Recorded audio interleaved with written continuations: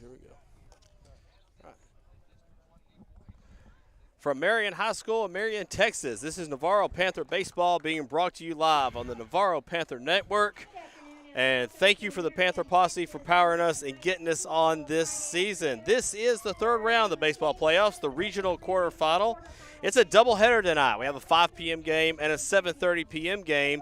We're going to get games 1 and games 2 of this series in very quickly this evening. Navarro has a 24-8 overall record. The Boerne Greyhounds have a 30-4 overall record entering this game. Both teams were the number 1 seeds coming out of their district. Navarro defeated Sealy in 3 games to make it this far in the playoffs. It was game 2 that went 11 innings. Then Navarro, after a 48-hour rain delay, finished off Sealy in game 3, 7-2. Boerne defeated El Campo in 2 games of the 3-game series, 4-3 and 3-0 to get them where they are today. Tonight, Navarro will send to the mound senior Blaine Percher. He has a 6-1 overall record, 46 innings pitched, 32 hits over those 46 innings, 10 earned runs, 13 walks, and 29 strikeouts on that time. Percher not quite to a 3-to-1 strikeout to walk ratio, but pretty close there, about 2.5. Xander Cloudy will get the start for the Greyhounds tonight. In his last outing against El Campo, he pitched 7 innings, allowed 2 hits, no runs, had 3 walks and 7 strikeouts to help advance the Greyhounds past. What were they, Mr. Blackburn? The El Campo what? Ricebergs. The Ricebergs. There you go. There you go. It is 89 degrees, and as I look up right now, there's basically not a cloud in the sky. That may change by 11 p.m. tonight, though. The real field temperature is 96 degrees. We have a light wind coming in from the south, about 10 miles per hour. It gusts a little bit higher than that, but not enough to be a major factor in this game, as long as we get this game in before 10 o'clock or 11 o'clock tonight. Well, joining me tonight is Lance Blackburn. Hank Dieter's away this evening. Look forward to having a 3-wide trailer again here get going. But Lance is here tonight, and he's got the background on these Boerne Greyhounds. Yeah, Boerne, the big giant, right? So, right. Everyone for the past few years, and Boerne's had an excellent program for a number of years. They're 30-4. They lost a couple district games, but they are not a team that can't be beat. I mean, they're up there in the leagues with the Sentons and the McAllens of the 4A baseball world. But I talked to a couple of my Canyon Lake buddies this week. And insiders. A couple of insiders and very well versed in the Canyon Lake program. They mentioned that, they beat them, the Boerne Greyhounds, 7-0. And then Davenport, who is deep in the playoffs in the third round, they won their first game last night. They beat them 10-4. So the team is, my motto here, Hank's motto always is be aggressive. Play what we've done. This Navarro team is, they've kind of outslugged, I think, their will. They've got a perfect mix of young boys and a good mix of senior leadership, and their defense is a great strength. The pitching's really come on here in the playoffs, Clay. Very much and so. To me, the intangible of this team, especially this team, is tight. They're a very well tight-knit team. They're very close. They support each other very well. That's it. Good team chemistry. Yeah. They play for each other. And at one point in that 11-inning game against Sealy, each team had recorded about 15 ground ball outs, no errors. So the defense is extremely strong for this team. The defense is by far the biggest strength they've had, but the pitching in the playoffs has been very good. So, and it's been good all year. Not to take off, but when you're in the playoffs, that's a real test of your pitching. Oh, absolutely. So there you go. That kind of sets the game. I think we're really close to our national anthem. We'll get there in just a second. Let's talk about visitors and home in this game 1. Navarro will be the visitor in this game 1. They'll be the home team in game 2. Game 2 is expected to start about 7:30 tonight. So as soon as this 5:30 affair is over, we will reset our scorecards, get lineups, and be back on the same stream. So we'll just kind of cut off our audio, if you will, during that time to get back for game 2. The Boerne lineup is just about done. Navarro has lined the third base line. The umpires have removed their hats, so we're going to step away and let you listen to the national anthem here on the Navarro Panther Network.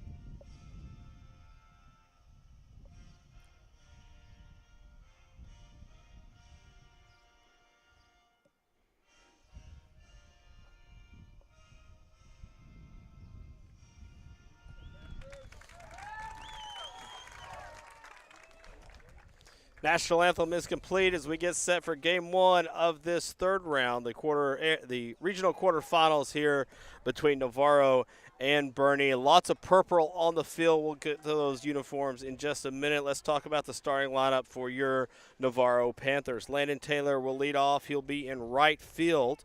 Marco Mercado will bat second, number 5, and will play center field. The catcher, Cole Zimmer, will bat third. He's wearing number 17. The pitcher, Blaine Percher, will bat fourth. He's number 8. Number 14, Bryce Nall, bats fifth. He will be the left fielder. Batting sixth in the lineup is Gavin Newborg. He's number 16. He will be your designated hitter. Ryan Tatum will be at second base for Newborg. Batting seventh is number 11, Matt Villanueva. He'll be playing third base tonight. Batting eighth is number 10, Carlos Contreras. He will be playing first base. And batting ninth is number 6, Austin Davidson. He will be the Navarro shortstop. For the Boerne Greyhounds, number 11, Brock Perez will be the center fielder. He'll lead off. Batting second is number 12, Cam Johnson. He will be the shortstop. Batting third is Riley Paycheck. He will be the second baseman. Batting fourth is Hat Hendricks. He's the first baseman for the Greyhounds. Batting fifth is Jace Preston. He'll be the third baseman. Batting sixth is Dylan Perez. He will be in right field. Batting seventh, number 38, Hudson McNew, the designated hitter.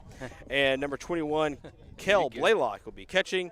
And number 10, Walker Hill. He will be your 9-hole hitter for the Greyhounds and play left field. Xander Cloudy, who we mentioned, the left-hander, the southpaw, will be throwing for the Greyhounds. He is taking his warm-up pitches. Landon Taylor is approaching the hitter circle, and we're ready to get underway, Mr. Blackburn. I'm ready. Round 3. It was 2 years ago when the Panthers went 4 rounds deep and got close to messing with graduation. We would like to have that problem next week. So here's Landon Taylor. He'll step in for the Panthers, and he is your leadoff hitter. Taylor steps in with a .538 season batting average, .617 on base percentage on the year. And so Cloudy, on a sunny day, takes the clean pearl in his hand, checks in at the umpire, who says play ball, and out of the stretch, Cloudy will make his first pitch. It's a strike pretty much down the middle to Landon Taylor.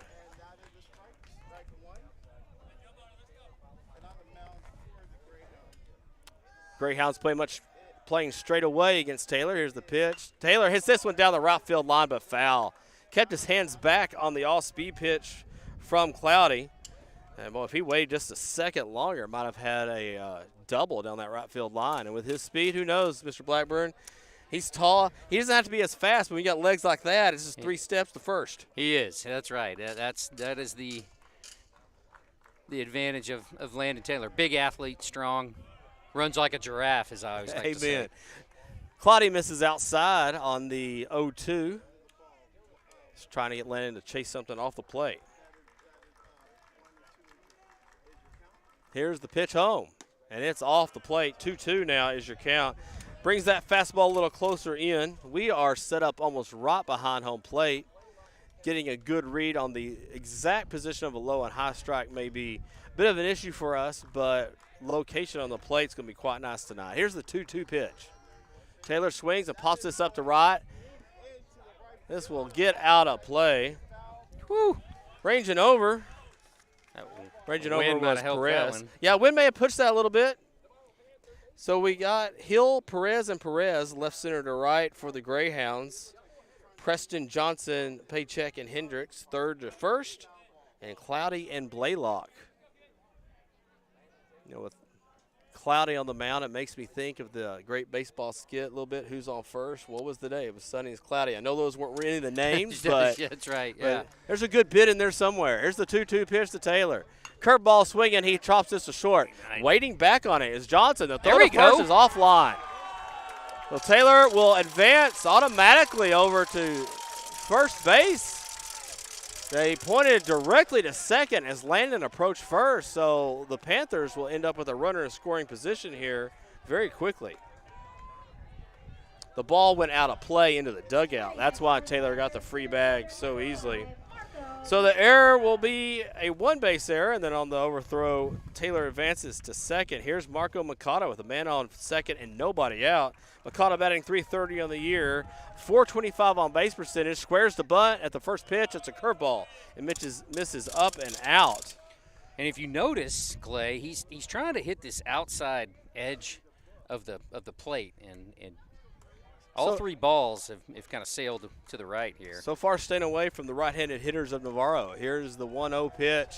Mikado stays back, does not square the bunt on this one, misses low and in.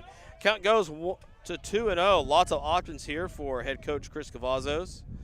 With nobody out, the opportunity to move Taylor over to third is quite nice if you can get it. 2-0 pitch. Mikata swings through an outside fastball on the outside corner. Count goes 2-1. Another series of signals from Coach Cavazos. Marco Mikata can bunt. He can also hit to the opposite field. There goes Taylor to third. It's a bunt, and this is foul. Mikata bunts it foul toward the first base coach's box. Assistant Coach Morelli will come out. And there's Cavazos being aggressive. And you mentioned that, how important that is. You know, especially early right now. Boy, you get any runs off this pitching staff from Boerne early. We know the best time to get to good pitchers is early, where they're not in their rhythms yet. That's correct. 2-2 count. Taylor with a good lead off second. Paycheck keeps him closed. Here, the high kick and the spin move from Cloudy will make Landon step back to second, but no need to go all the way in. 2-2. Here's the pitch. Mikata swings. That's right at the third baseman. Preston off his glove into left field. Taylor will stop at third. Mikata goes to second. He is in. The ball comes loose, and here comes Taylor to hoe, and it is 1-0 Panthers. And you talked about being aggressive. Mikata taking the extra bag allowed the run to score. That's right. And you saw, the great base running there of Landon Taylor. And, you know, Boerne almost fell asleep, it looked like, on second when he dropped the ball there. And the second baseman just wasn't paying attention. And I don't know if they watch film in baseball or not, but they surely hadn't seen Landon Taylor and how fast he can and he get is home. very fast. Mikata with good speed was off a second between first and second, and they had a chance to throw him out. But your risk there is allowing that run to score the second you throw the ball to second. Navarro has a 1-0 lead, nobody out. Mikata is at second for Cole Zimmer, the 3-hole hitter for the Panthers. First pitch to Zimmer is a strike on the inside corner, about knee high. Zimmer .427 on the year, the .556 on base percentage. Now with nobody out, steps out of the batter's box, looks through a long signal of and Zimmer, the hot bat from Game 3 the other night. Oh, the big double. Well, that put the game away. That made it 6-1 against Sealy. 0-1 count. Here's the pitch. Another spin move. Mikata all the way back into second. No throw. Neither Johnson nor Paycheck ran to second to take the throw. Cole Zimmer headed to Ottawa University next year as a catcher. Mikata takes a step further off. Here's the pitch. And it's hit to the right side. That will move the runner.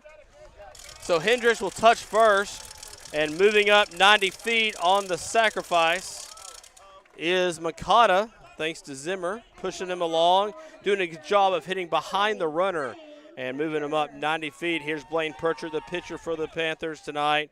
.373 batting average, a .587 on base percentage. We'll go lefty-lefty here. He throws right, hits lefty, and now faces the left-handed southpaw, Cloudy. Here's the pitch. It's a curveball. Cloudy tried to bring that in at the hitter to the inside corner and missed in. 1-0 now to Purcher.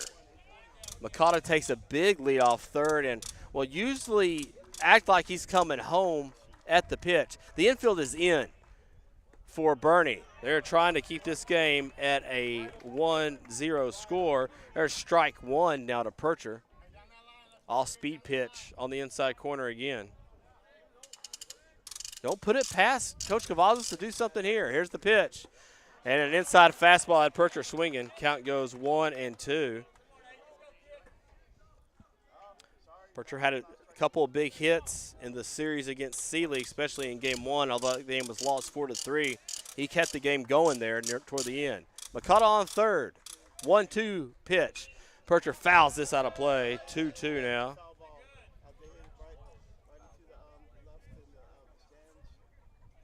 And really, if Pritchard just gets in front of one here, and just even if he hits it just to the right side of the infield, they can squeeze Makata in. Makata can run, absolutely. Here's fast. The pitch. It's a ground ball up the middle, base hit.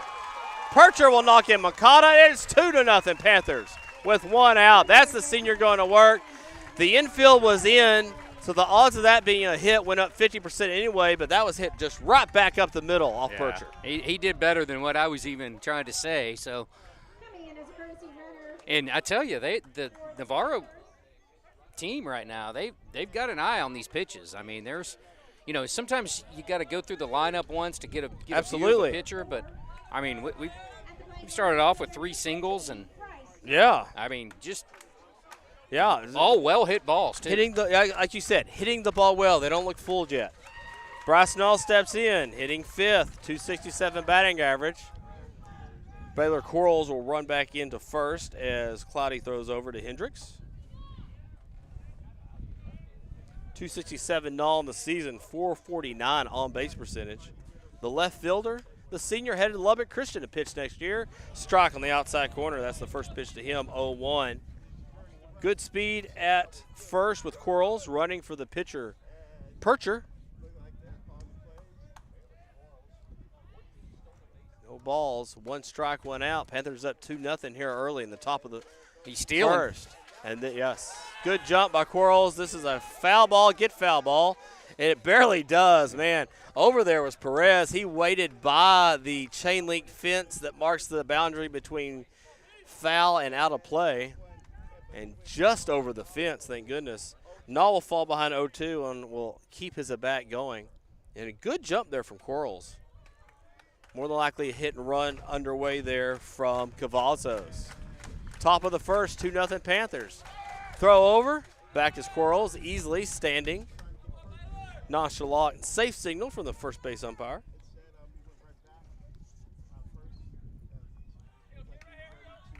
Oh, 2 count to Null.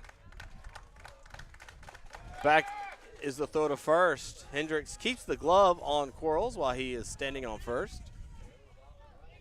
And I don't know if it's a little nerves from the Boerne pitcher. He's throwing to first a lot. It could be. Here's the pitch. Up and out. Now 1-2 to Null. That pitch up out in the zone. Good 0-2 spot.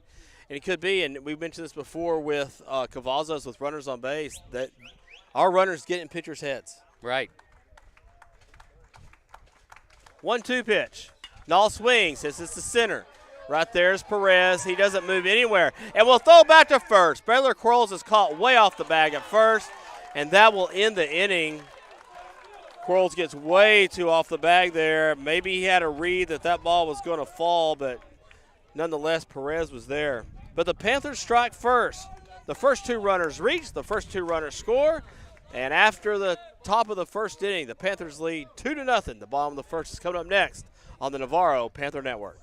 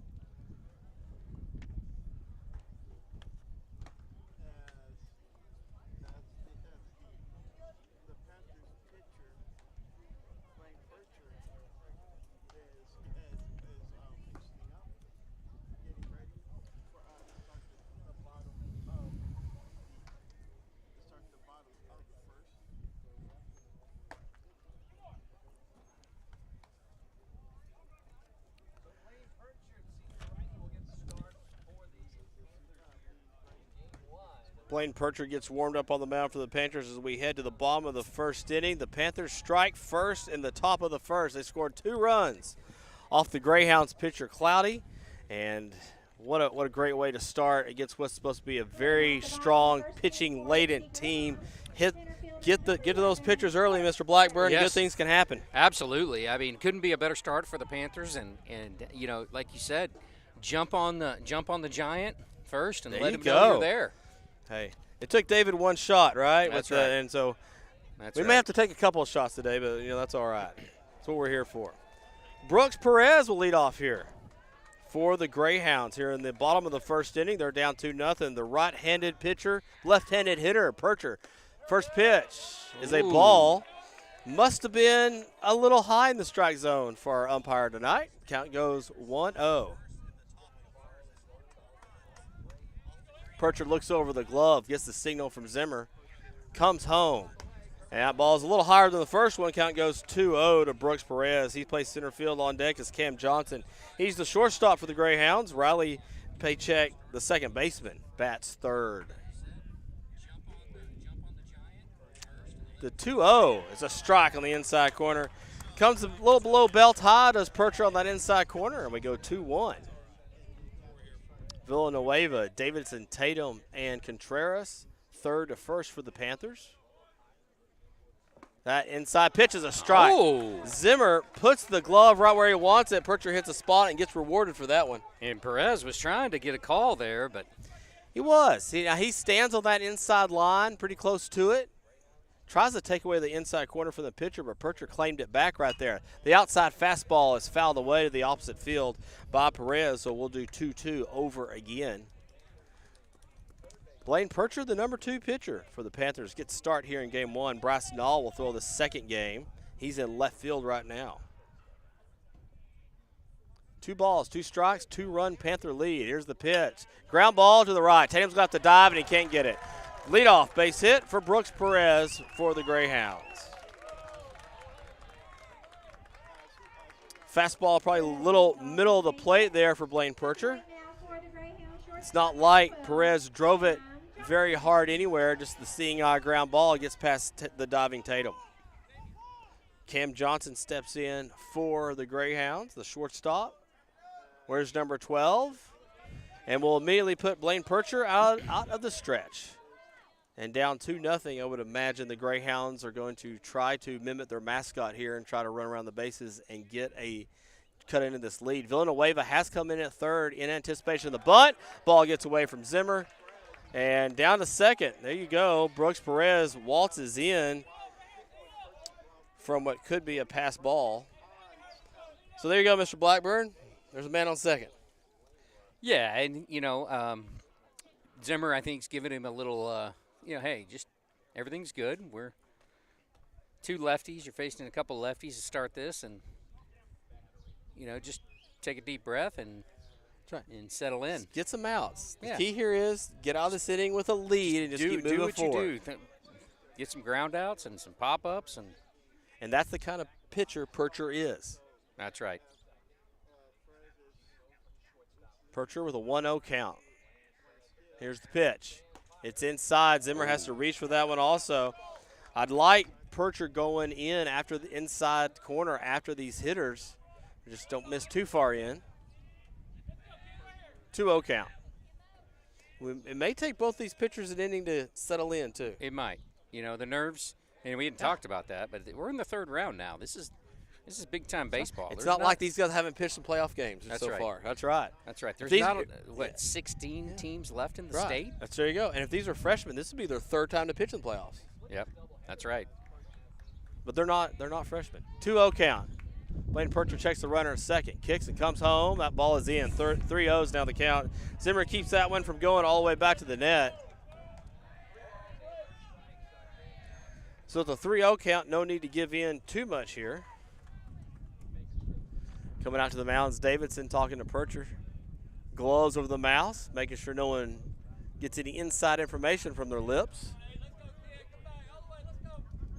Not sure there would have been much inside information exchanged there other than it's still a strike. Yeah, right.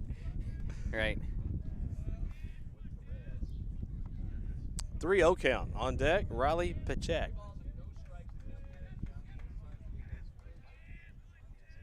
Percher checks the runner at second. Checks him twice. Kicks, comes home. It's hit well to right. Nice swing by Johnson. Going back is Landon Taylor. He's near the track. He makes the play, has the out. The runner will advance. Perez on the deep fly ball to right easily moves to third, advances 90 feet, so the sacrifice for Johnson. Now, we mentioned the wind not playing too much of a factor, but if the wind was blowing out there, I do think this could be a different story right now. Yeah, I agree. And you saw the athletic Taylor, gauge that ball. He came up a little bit and then ran back out and made a play at the track. So, and a good throw in, easily keeps the runner at third. Panthers, with their shortstop and second baseman, playing more toward the corners. Here's the pitch, the first pitch. Nice pitch. To Paycheck is a strike. The curveball gets ahead of the second baseman for the Greyhounds. On third is Brooks Perez. He led off with a single. Panthers up 2-0, trying to preserve that 2-0 lead they gained in the top of the first. Here's the pitch. Hit well to left. This is another fly ball. Nala is there. Nala has a good arm. Here comes the throw, and the Greyhounds respect it. Nala, the good throw in, cut off by Villanueva. It would have been a close play at home. Staying at third was Perez, and with 2 outs, the Panthers have a chance to get out of the inning. Great, and Bryce showing off his arm there. It speaks to the athleticism on the field. You got 2 good outfielders. They both have good pitching arms. Right. And it's kept runners at bay. Yeah. And it may get you out of the inning here. Here's Hat Hendricks, the first baseman, the 4-hole hitter for the Greyhounds. If Percher can retire him, it's a 2-0 game. There's a fastball in the outside corner from Percher. Gets ahead of Hendricks. Now up 0-1. Zimmer's going to be a wall. Keep that runner at third here. Not let that run get home. Panthers jumped out to a 2-0 lead in the top of the first. Here's the pitch from Percher. The curveball. Curveball's a strike. It broke from above the letters to into the zone. Now 0-2 to Hat Hendricks. That seems to be his pitch right now. He found it. I agree with you. That's where he got ahead of Pachek. That's where he got ahead of Hendricks here. Now way ahead 0-2. Two strikes, 2 outs, 2-0 Panther lead. Here's the pitch. Fastball. It's low in the dirt. Zimmer smothers it. Keeps it right under the legs of the umpire. Good spot low in the zone when you're up 0-2 right there from Blaine Percher.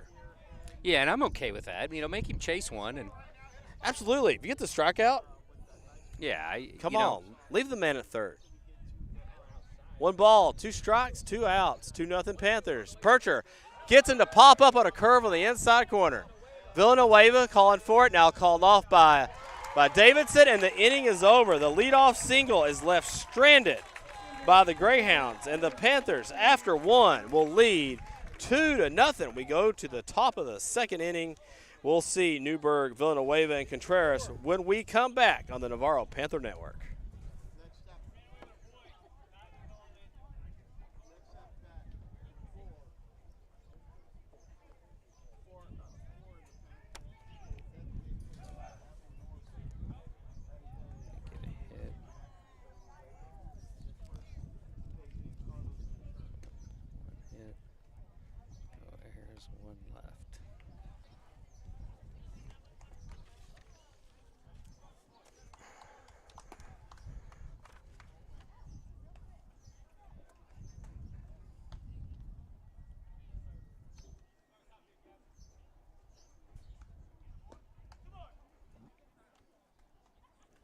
Back in the stands over there.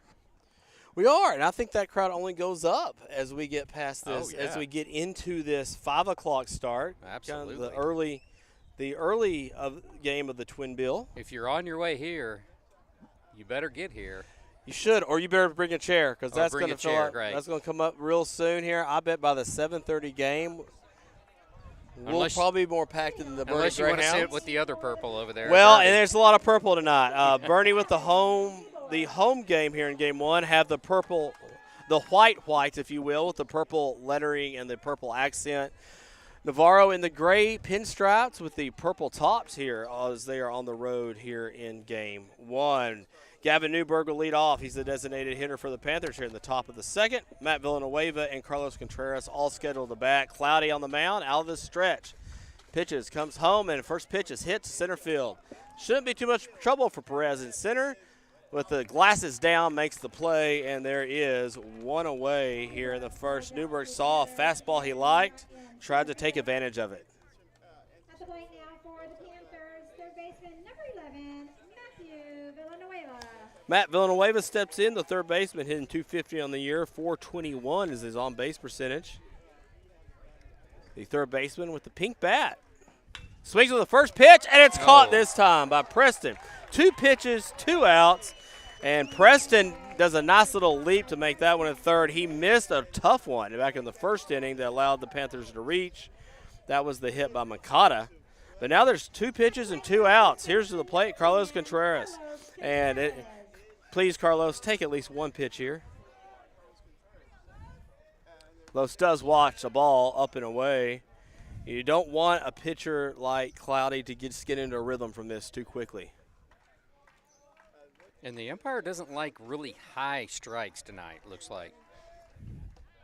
Yep, there's a low strike, like you said, Mr. Blackburn.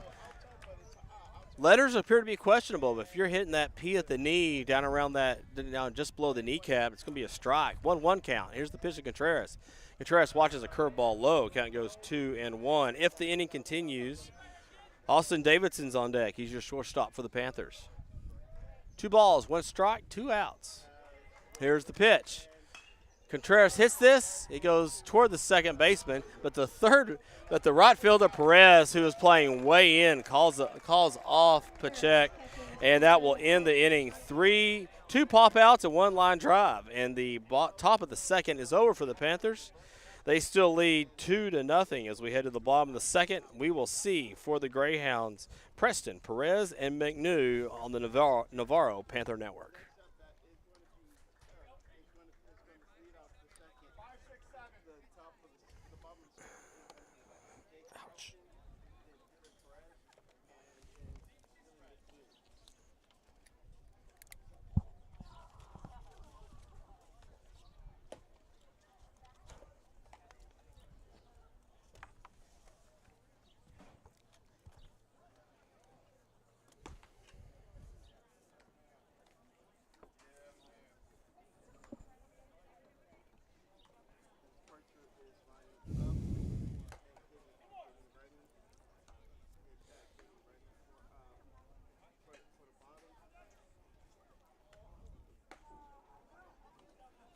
Blaine Percher on for the bottom of the second inning. And a quick update for you at home. We've got a pitch count up there, and I've been measuring myself against that. But I bet we got 99% accuracy or higher, Mr. Blackburn. Yeah, no, I've been doing pretty good. First inning, Cloudy threw 22 pitches. He threw 6, so he's got 28. In the first inning, Pritchard threw 16, so six balls, 6 strikes.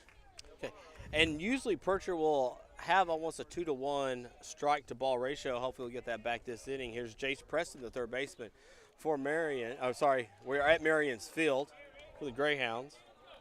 Ball's outside to Preston. Percher misses pretty far outside on that pitch. 1-0. Hit hard to third. Villanueva is there. The human vacuum cleaner throws over to first. Contreras is there.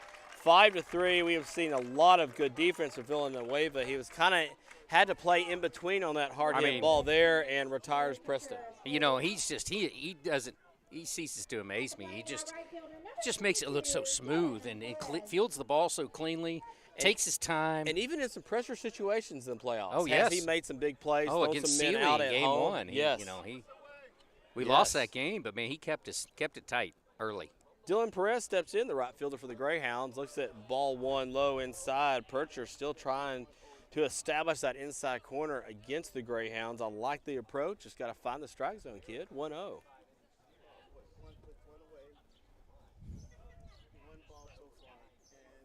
Here's the pitch. It's in. Misses in 2-0. Ryan Tatum playing about 60 60 feet off first base, if you will, against the left-hander Perez. This is another left-hander in the lineup. I count 3 left-handers in the lineup for the Greyhounds. Here's the 2-0 pitch. Percher comes in again, 3-0. Like the approach, need more execution. 3-0 now to the second hitter of the inning for the Greyhounds. Villanueva comes in, says something to him. Davidson playing a true 6-hole here. 1 out. Percher comes home. It's in. Way in. Not as far in as the others, but far enough in that Cole Zimmer wants to go out and talk to Percher about that one just a little bit. It was closer than the others. It could have earned a strike if we were a little more consistent. There's a walk for Perez. 1 out, man off first the Greyhounds. Here's Hudson McHugh. If you've noticed tonight, Clay, against the lefties, Pritchard against lefties tonight has been trying to throw the ball in, and it struggled a little bit with that pitch. So that's the weak spot right now. And you know, hey, we're at the 8-hole, we're at the 7-hole hitter right now. I bet my guess would be the next time through we'll see more outside pitches. Try to mix it up a little bit there to those guys. So 2-0 Panther lead. The first pitch to McNew misses in the outside corner. Ball 1. The curveball misses low. On first is Perez. He walked, and he is going to try to set up the tying run at the plate for the Greyhounds here in the bottom of the second inning. There's a pitch off the plate again. That pitch is outside, 2-0, definitely outside. And Zimmer shakes his head at it, but I got to tell you, from where I am, that looks like it's off the plate. It was. It was right in front of me, and I tell you, Pritchard now with 7 balls and no strikes. That's since the first out, yep. Yeah. That's right. This inning. Yeah. Cavazos is going out, talked to him a little bit. Cole does not think he's missing very much. Now, Cole Zimmer's doing a good job of framing that. Percher's hitting his spots. Yes. I'm just not sure it's right where the umpire is believing it has clipped the strike zone. That's right. There's been a few there that have been certainly really, really close, including that last pitch. But for the most part, I think the Blue's been pretty consistent. He doesn't like anything high. Keep his strikes low. And the corners, are Make sure your laces clip the black. Yeah, I mean, it's his strike zone's not very big tonight. I assure you that. But clip that corner. But with Percher's ability to change speeds, that should be fine. Once he finds where he can get a strike, should be able to keep him off balance. 1 out, double play ball in the inning. Hudson McNew looks like he's a double play candidate. Here's the pitch from Percher. There it is. There's a strike. There it is. Belt high on the outside corner. Count goes 2-1. On deck, Kel Blaylock, the catcher for the Greyhounds. Navarro is at double play depth with a small exception that Davidson is playing a little to his right. Still favoring the hole for the right-hander. Throw to first. Back in is Perez. Greyhounds may try a little hit and run here. Try to get that runner to second as they trail 2-0 here in the bottom of the second inning. 1 out. Percher comes home. There's looks like a cutter that just stays high. Percher, you can minces his lips a little bit there, a little frustrated with himself. Yeah, not a bad pitch. He was a little high on that, but still, sometimes, man, I like those high fastballs, so I would have swung at that. And it had good movement. Yeah. It's just not down the zone. Here's the 3-1 pitch. McNew's going to be ready to swing. There's a strike. There you go. On the low part of the zone. Now we go full count. Lots of options here. If you're the Greyhounds, full count, 1 out. Man on first. The Panthers will probably want to stay at home here and give themselves a chance at an out. Here's the 3 pitch. If he can find that, he's going to be all right. Perez is at second. McNew's at first. The catcher at the plate, so I would imagine this is a double play combination if you can get the right ground ball. Percher checks the runner. Davidson's right behind him. Time called at the plate. Percher had a long look over at Davidson at second. Davidson just sat there. Davidson now gives some signals to the pitcher, Percher, on what he would like to see here as a possible pickoff.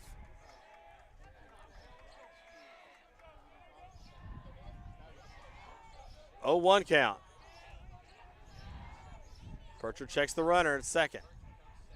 Comes home. It's a strike on the outside corner. He is, Mr. Blackburn.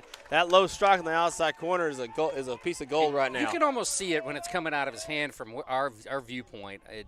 if it's coming, and if it's going to be a nice strike or if it's going to be a little outside. So No balls, 2 strikes, 1 out. Percher checks the runner. Checks the runner again. Kicks, comes home. Here's the hits. A curveball, it's high. Villanueva's got it. Goes to second for 1. On to first, it's late. By barely a step, but I wasn't sure they were going to get that anyway. Villanueva had to wait just a second on that ground ball, and he played it right no matter what. But the fielder's choice gets you the second out for the Panthers. Blaylock will reach on the fielder's choice.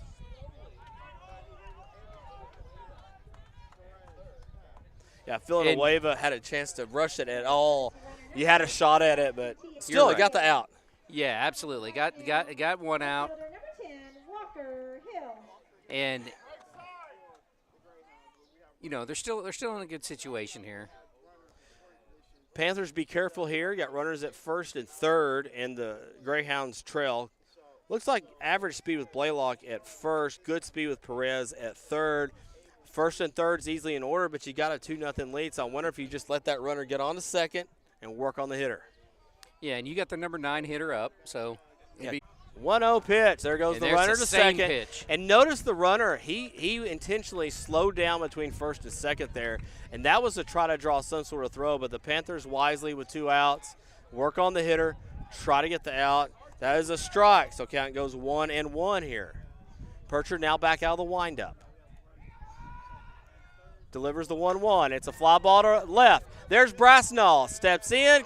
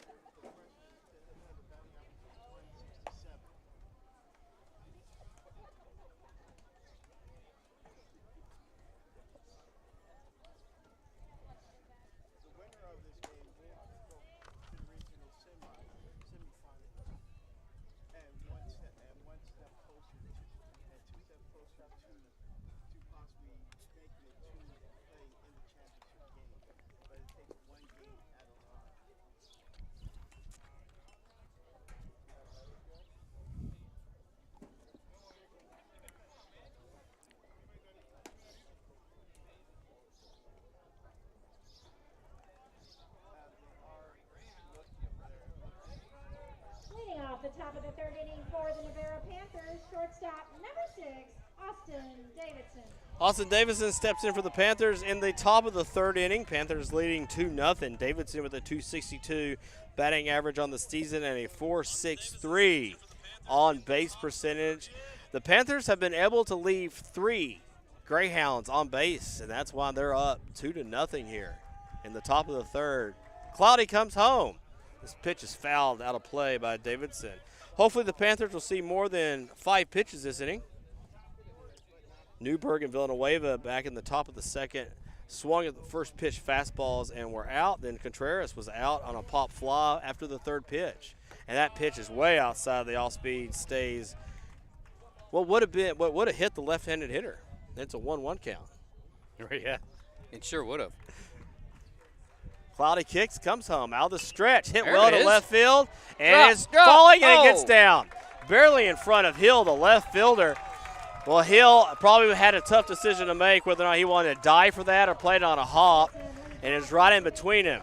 Nonetheless, Davidson is on first base with nobody out here in the top of the 3rd inning.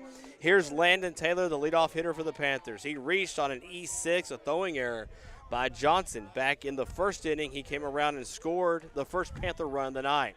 So Cloudy out of the stretch, the left-hander, will now go to work on a speedy Davidson. And throws over. Davidson slides back in with ease. So Taylor, Makata, and Zimmer all now with the possibility to bat this inning. The hot heart of the lineup. Amen. And great to see the number 9 hitter Davidson get on, just what the doctor ordered. The pitch popped up, foul out of play. Count goes 0-1.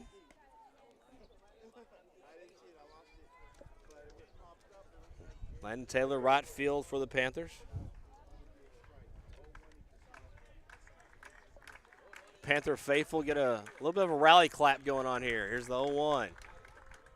Taylor watches the outside pitch on strike. Count goes 0-2. Good pitch. Just grab that corner. It Clay. did. That's the pitch Percher's been going for in that inside corner all night long. Yeah. So 0-2. Cloudy checks the runner at first. We'll throw over, just a reminder.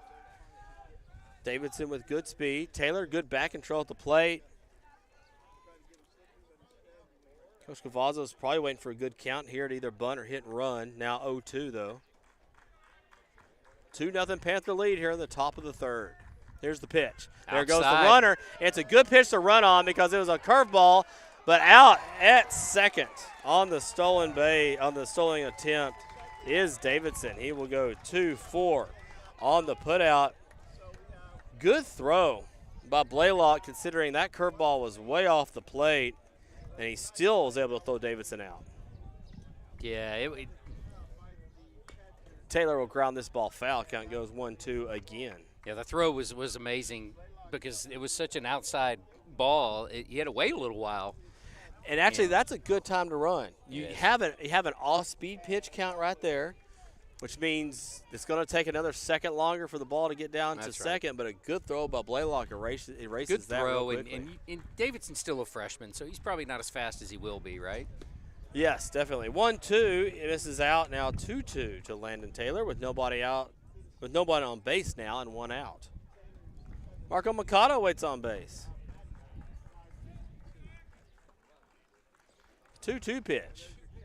It's a strike, and Landon Taylor, who's tall, thought that might have been a little low, but it's a strikeout looking. Our umpire tonight is rewarding that low strike zone. So now 2 away here for Marco Mikado. He reached on a single back in the first inning, and that was the hard line drive to Preston that just couldn't keep his glove on. Mikado came around and scored. So he went from looked like a pretty promising start to the inning to quickly two quick outs. Here, yes. Yeah. Mikado watches a curveball for ball 1. Second pitch hit hard up the middle. And able to get his glove on it is Cloudy. Stabs it, throws the first. Mikado hit it hard, but the inning is over. So after 2.5, the Panthers lead the Boerne Greyhounds 2-0. We head to the bottom of the third inning. For the Greyhounds, they will send up the top of the order. Perez, Johnson, and Paycheck when we come back on the Navarro Panther Network.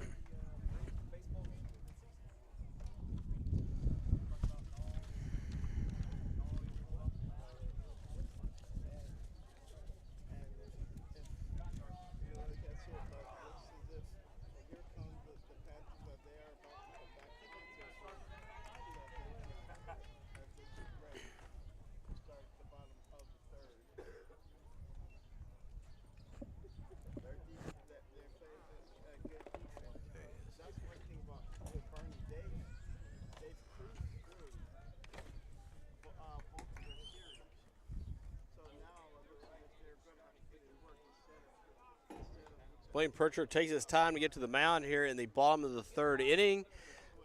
Lance Blackburg, I know you just kind of covered up your pitching stats there. Just wondering if we can get a ball strike update here. We got a couple minutes. Yeah, so Cloudy's gone 3. He's pitched 39 pitches. He's consistently stayed, with strikes. Last inning with 6 strikes and 3 balls. Blaine Pritchard in 2 innings, 34 pitches. And last inning he had 10 balls and 5 strikes. So let's not Pritchard-like. No. So let's make sure that doesn't continue. He'll face Perez, Johnson, and Paycheck as we head to the bottom of the third inning. Lefty, righty against the senior right-handed pitcher who hits lefty, Blaine Pritchard. Perez gets permission from the umpire, steps in. And down 2 runs. Watches ball 1 low. There's the attack on the inside corner again from Perez to these Greyhounds. So you got a lot of lefties. They've turned over the lineup now. So let's see what happens here. What adjustments get made? Here's the pitch. There's that inside strike that Percher's been trying for all night long. Hits that low spot of the zone that gets rewarded this evening. 1-1 count. Nobody out. Bottom of the third inning. Navarro 2. Boerne nothing. Hit well to center, but Makata, who was playing a little right, is going to have to get on the run. He's there. The Italian Stallion runs it down. He was playing more toward right field, but comes all the way over toward Brasnall in left and makes the play, and that's why he's out there. There is one away. And a great play there by Makata. He had to run a long ways, sun in his eyes, and showed his speed there. He's playing a good 30 feet, which would be to our right, but his left out there when these lefties are up. So Cam Johnson stepped in the shortstop for Boerne. And there's a ground ball. Percher off the mound, makes his own play. Throws a Contreras. He keeps his foot on the bag.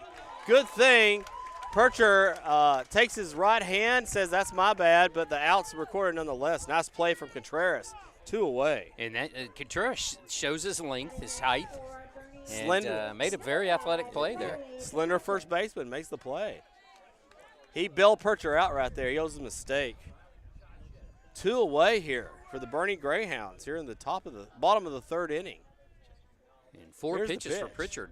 Oh, there's a strike on the outside corner. The off-speed pitch. Had Paycheck way out in front. Here's the 0-1. Oh, there's the same pitch, just moved on the outside corner a little more. Count goes 0-2. Percher way ahead here with 2 outs. I like the strikes, not falling behind here with 2 outs. Here we go, Percher. Moves them, just moves it across the plate even further, swinging his paycheck, and the inning is over. 3 up, 3 down. Only 3 pitches. It took 3 pitches for the first 2 hitters. It took 3 pitches for the last hitter of the inning. And Navarro, after 3, leads 2-0. We'll come back. We're going to dissect that at bat here after this break.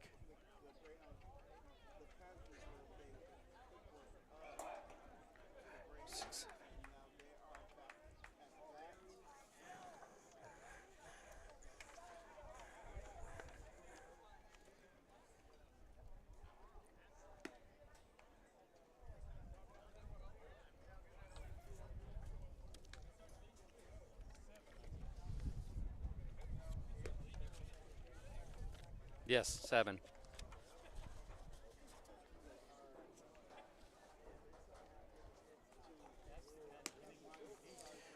Head to the top of the 4th inning. Panthers on top 2-0. I want to go real quickly back here to that last at bat by Blaine Percher. He found a little something there, came inside the pitch check on pitch 1, came down the middle of the plate in pitch 2, and then came even further out on that last pitch, and Paycheck just swung through every one of them. This is one of the best sequences I've seen Percher have all night. Yeah, absolutely, and a strong inning there from Pritchard. I mean, he threw 7 pitches, 4 strikes out of 7, and 1 ball. And like I mentioned before the inning started, 10 balls last inning, and exactly what the doctor ordered for the Panthers there. Since taking the 2-0 lead in the top of the first, the Panthers have been able to hang 3 zeros in a row. And coming up here in the top of the 4th inning is Cole Zimmer, hitting 427 on the year, that .556 on base percentage, had a sacrifice that moved Taylor to third, Makata to third back in the first inning. And the first pitch is a ball in the outside corner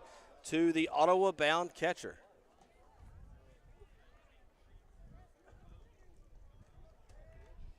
1-0 count. Pitch to Zimmer. It's inside. Umpire definitely agrees that was a little too far in. 2-0 count. Nice to get some insurance here, Clay. Oh, we'll take whatever we can get. Progressive, Allstate, you name it. Here's the 2-0 pitch. Foul, back out of play. On the net. Falls down, now 2-1. Zimmer, Percher, and Nall for the scheduled to bat for the Panthers here in the top of the 4th inning. Well, yeah, if you can start tacking on somewhere or another, that'd be incredible. Here's the 2-1. There it is. Hit hard at third. Right there is Preston. The long throw is in time to get the catcher out. And there's one away. Boy, Preston didn't range too far, kept his feet set, but just reached over, picked that one off the AstroTurf here in Marion. The threat of rain drove us to another AstroTurf field. Of course, that rain is not expected to be till after 10 or 11 o'clock tonight. Hopefully these guys are home in bed with a 2-0 championship out of the way. Yeah, there we go. Dreams of round 4 dancing That's in their right, head. we got 7-on-7 tournament tomorrow in Wimberley. Hey, we got to be ready for that too. Man, we're busy at Navarro. Here's the pitch to Percher. Ground ball. This will stay foul now. Good. Hit fair, rolled foul. So strike 1 to Percher, who singled. He got an RBI back in the bottom of the first inning. The only scoring of the game so far between these two teams was then. And that top of the first inning, Percher was, or his runner was later thrown out 8-3.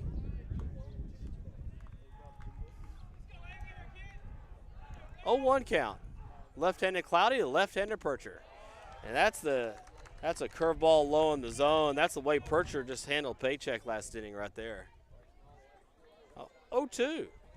1 out.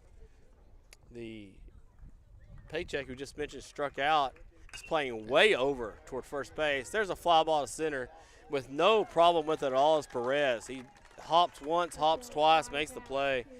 And the at-bat is over, so there's 2 away now here. Bryce Knoll will come to the plate, hitting .267 on the year. The .444 on-base percentage. Flew out to center his first at-bat. We're getting a little rhythm here from the pitchers. That is 4 in a row for Cloudy. Before that, he retired another 4 in a row before the single in the third. And Knoll hits this one hard into left field for a base hit. Falls in front of Hill, so with 2 outs, the Panthers will get a man on base. Sees the first pitch from Cloudy and knocks that into left field. So here's Gavin Newborn, the designated hitter. He also flew out to center field his first at bat. Knoll with good speed on first here. Gives Coach Gazos a couple of options.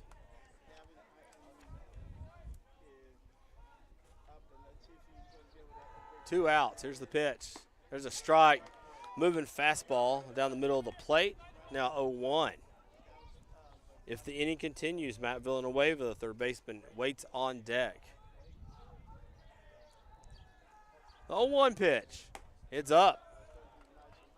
Count goes 1-1. Above average speed at first there with Bryce Knoll. You get the right count, right situation, we can see Knoll taking off. 1-1 count. Here's the pitch. It's outside. That's that spot Percher keeps trying to come inside the lefties on, but it's off the plate. Now 2-1. A little count advantage here for Gavin.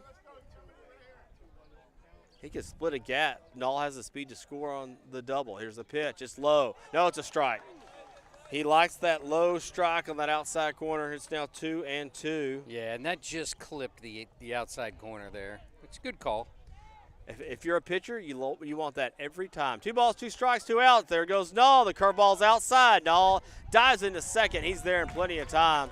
So you get the curveball and the 2-2 pitch, and you're able to steal a base. So with 2 outs, the Panthers now have a man in scoring position and a full count to Gavin Newborn. 3 balls, 2 strikes, 2 outs, a 2-run Panther lead. They could add to it with a single. Greyhounds will have diving bodies here to keep any ground ball from reaching the outfield. Here's the pitch. Hit hard up the middle. It's a base hit. No, he's being waved around third. He's coming home. Here's a throw from Perez. It is in time. What a throw from Perez. He was not playing a very deep center field. I love the aggressiveness from Cavazos. Good throw from Perez, and they mowed Knoll down at the plate. That almost happened in a textbook manner, Mr. Blackburn. Yes. You stole the base, got the single up the middle, but Perez, he had a good arm. He did, and it was a perfect throw and great play by the catcher. Bryce is not slow. No, he's not. And he rounded third in a good way, and it just great play by Boerne. Hats off to them. Amen. We head to the bottom of the 4th inning. Navarro still leads this game 2-0. Since the Panthers scored 2 in the top of the first, we've had nothing but zeros. We'll see what happens with Boerne in the bottom of the 4th. This is the Navarro Panther Network.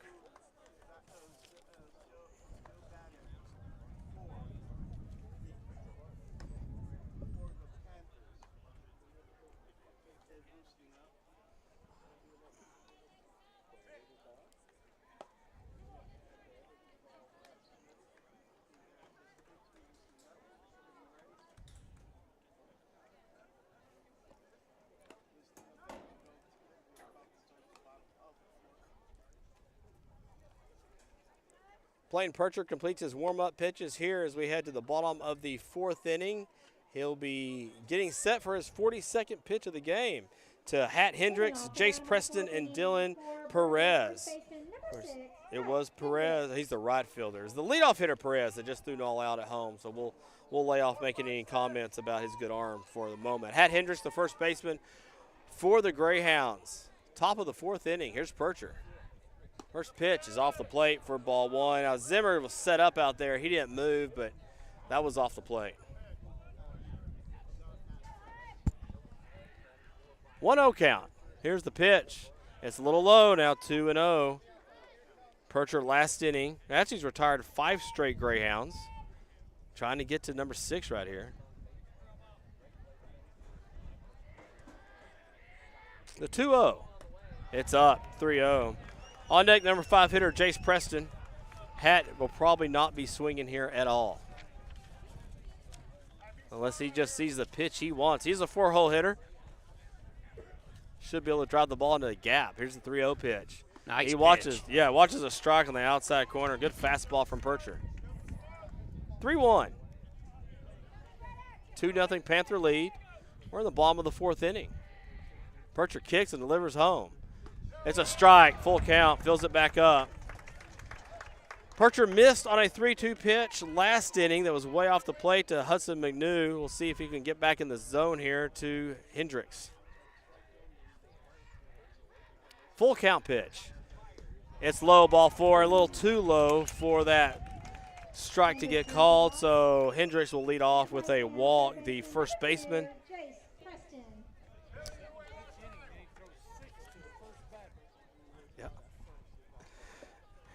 So Jace Preston, the third baseman. Some good plays at third so far for the Greyhounds tonight. We'll have Hendricks at first.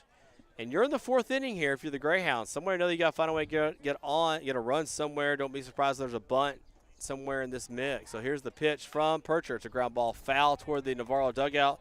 On the third base side, of course, here in Game 1, the Panthers are the visiting team. The head coach for Boerne is going to go talk to his hitter, Preston, there. And you kind of wonder what this meeting's about, Mr. Blackburn, because you got to start scraping for a run somewhere, somehow. Yeah, I think so. I mean, you got a guy on first. Your number 6 batter's up, and you probably got a little bit of speed on the bases. So, Boerne's, you look at their lineup. They don't have, their kids aren't super big. They've got one big boy here coming up, but. 0-1 pitch, square to bunt. It misses away. Now count goes 1-1. Navarro is up 2-0 in this game, so if he was to lay down the bunt, just get the out somewhere, Panthers. Villanueva has come in the cut of the grass at third, so if those hands drop, he will come in from third also. Here's the bunt. It's up high. Pulls back. Count goes 2-1. If they're giving you the out, Mr. Blackburn, I'd say take it. And the wind blowing a little bit now across the field and a little bit in. A little harder. Picked up a little bit as well. 2-1 count. Hendricks at first with a small lead. Here's the pitch. And it's outside. It goes 3-1. And so this inning, Pritchard's got 7 balls and 3 strikes. So 3 balls, 1 strike. Nobody out. Contreras will come in from first. Talk to Pritchard just a little bit here.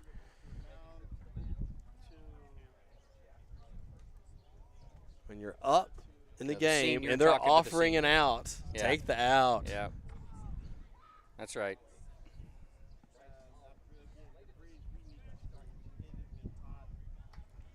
Blaine Pritchard toes the rubber.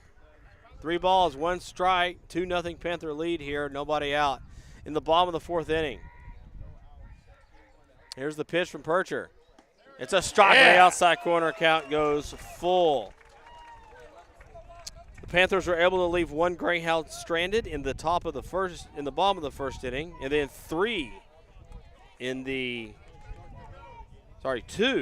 in the second inning, and then no one the last inning. The full count pitch. There goes the runner. There it is. Swinging strike. Throw to second. It's going to be late. But there is. Oh. Yep. We have batter interference. There we go, Mr. Blackburn. That's right. There's your double play. That's right. It's not how we scripted it, but we'll take it. Yeah. So swinging strike for Preston is 1 out, and then batter interference is the 2nd out there. So the BI will be the 2nd out on the runner Hendricks. And there you go, Panthers. It's not the scripted 6-4-3 that you might have wanted the double play on, but nonetheless, there's 2 outs here. That means technically Percher has retired now 7 batters in a row. And we will take it. Fly ball, this is shallow. Null's coming hard. Davidson's going out. Null's there.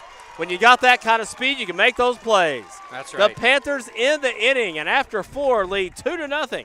We head to the top of the 5th inning next. The Panthers will send up 7, 8, 9. Villanueva, Contreras, and Davidson down to 9 outs here in the first game of the 3rd round of the playoffs.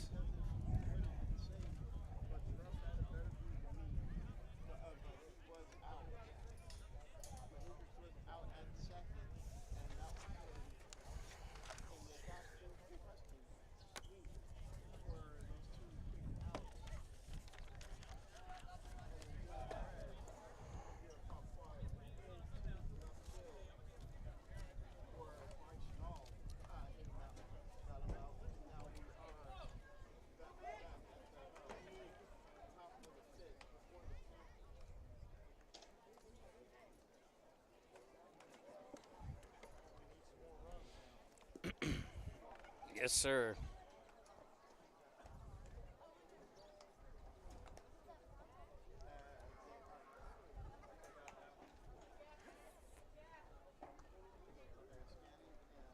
Figure game 2, it'll go up a little bit. Yeah.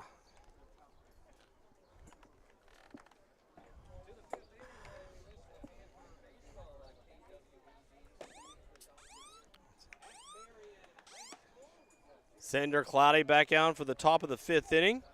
The left-handed pitcher for the Greyhounds. He trails 2-0. Panthers scrape for 2 runs in the top of the 1st inning off of Cloudy and have not looked back, keeping the Greyhounds off the board for 4 innings so far. Blaine Percher, the number 2 pitcher for the Panthers, if you will, so far, tossing a shutout.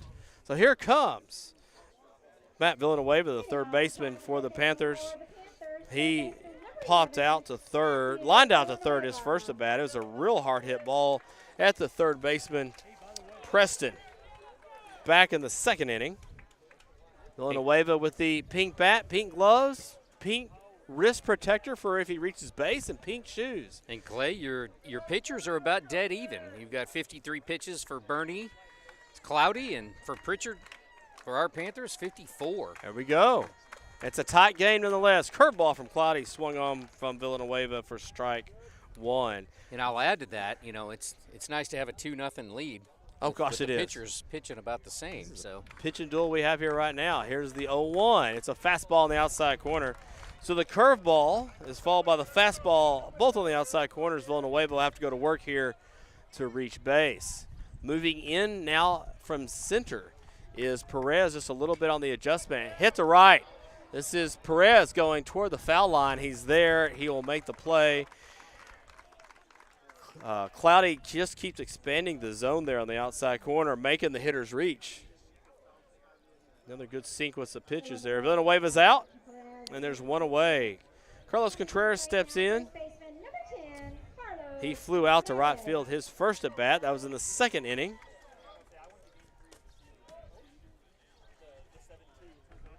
The 8-hole hitter for the Panthers, first baseman. Here's the pitch. Squares the bunt, and he watches it go by on the outside corner. Unless he's trying to push bunt somewhere there.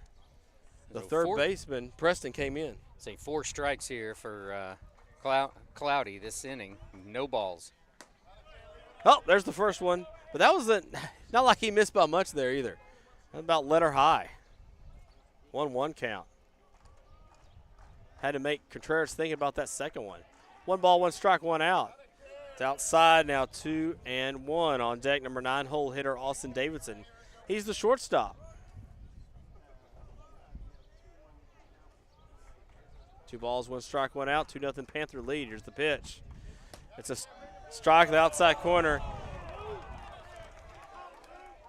Carlos takes a minute and walks around the hitter circle. He should, because consistently tonight that hasn't been. I thought there were a couple times Percher didn't get that call. Right. Here's the 2-2, swung on right back at us here on the upper row of Radio Row.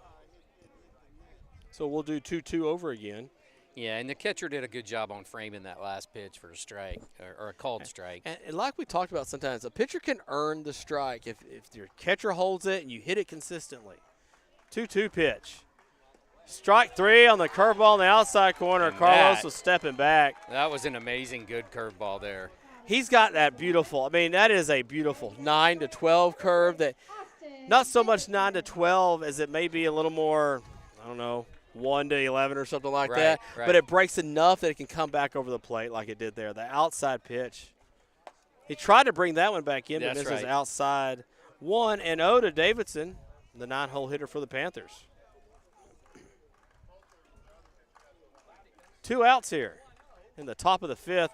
Cloudy pitches, and that ball's fouled back by Davidson into the mid of Blaylock. So 1-1 count. Panthers have not scored again since the top of the 1st. Swung on, hit foul. Coach Cavazos in the third base coach's box. Juggles it. Now 1-2 to Davidson. And Davidson with a nice blooper in the first time at bat. So that's right. Single back in the 3rd. Here's the pitch. This is and foul. We've talked about that all the playoffs. Is we get the 7, 8, 9s hitting. That's a magic formula, because just sets the table for Taylor, Makata, Zimmer, Percher, and it definitely paid off there in that 3rd game against Sealy. 1 ball, 2 strikes, 2 outs. Here's the pitch.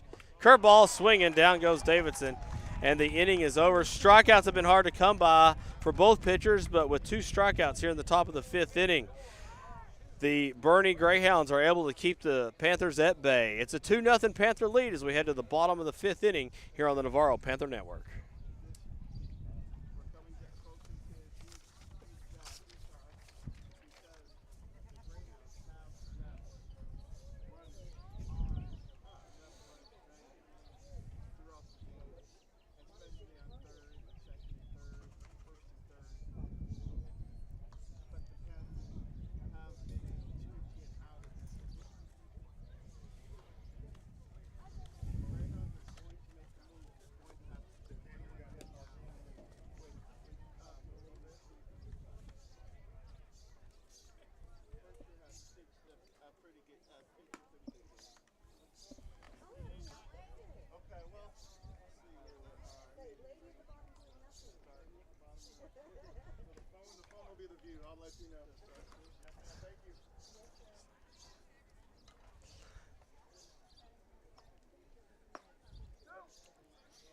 Blaine Percher comes on for the bottom of the 5th inning. Panthers up 2-0.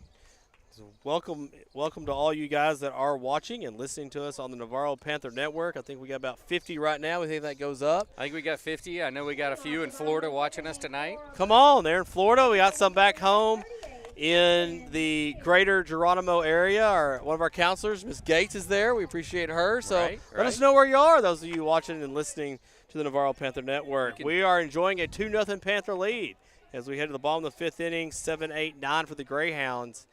Percher starts with a curveball, strike 1. So Florida, Mr. Blackburn. Florida. Okay. Well, you know who's in Florida. I do know who's in Florida. I hope he's enjoying his college visit. Absolutely. Here's the 0-1 pitch. It's low in the dirt. And I know Cole Zimmer's got some relatives out in California, so yes, he does. Say hello to those. A lot of Floridians involved here. By the way, just a little side note, we got some Panthers going to Hawaii next year. Panthers going to Florida next year. Wow. Percher's pitch is low. It's now 2-1. We're just spanning the nation here, spanning the globe like worldwide of sports. That's right. And hey, we may have one watching from Italy too, a former player. Come on. 2-1 pitch from Percher. It's a strike on the outside corner. Fastball moved a little bit. Could have been a cutter. Now 2-2. 2 balls, 2 strikes, 2 run. Panther lead. Percher stares over the glove. Here's the pitch. Ground ball foul. just to the left of the Panther dugout down the third base line. We will do the 2-2 pitch over again. McNew walked back in the second inning. He was out on the fielder's choice that Blaylock hit into as the next hitter. 2 balls, 2 strikes, 2 outs. The second 2-2 pitch. 2-0 Panthers. And this is hit well to center. It's a base hit. Licata's over in the left center field gap. He's there. And a leadoff hitter has reached for the Boerne Greyhounds here in the bottom of the 5th inning. This is the 3rd time tonight the Greyhounds will have the leadoff hitter on base. And so far that leadoff hitter hasn't scored. And we hope that trend continues. The overall trend is not that way, as the leadoff hitter will score usually about 80% of the time, especially if it's a leadoff walk. Well, Kel Blaylock will step in, the catcher for the Greyhounds, who find themselves down 2-0 here in the bottom of the 5th inning. So you would think at some point we would start seeing a little more small ball, a little more bunt, a little more hit and run here to try to get something going. I would fully expect that at this point. Number 8 hole hitter Blaylock. The 61st pitch of the game from Percher. And Blaylock squares the bunt, but it's a ball outside. Count will go 1-0. He's offering to give you the out. Villanueva has come in at third. He's at the cut of the grass. Double play depth in the middle of the infield. Here's the 1-0. It's a bunt, and he hits him. Going to first is Blaylock with nobody out, and so runners will be at first and second with nobody out after the hit by pitch. So here comes Walker Hill, the 9-hole hitter for the Greyhounds, and I would imagine, Mr. Lance, we may see another bunt here to try to get that tying run in scoring position. Yeah, you would assume so. And again, the lefties, Pritchard struggled a little bit with the lefties tonight. I mean, more so than the righties. It definitely seems a little more erratic in those situations. We got 4 lefties in here. Here's another one, the 9-hole hitter for the Greyhounds. Just looking for an out somewhere on the field.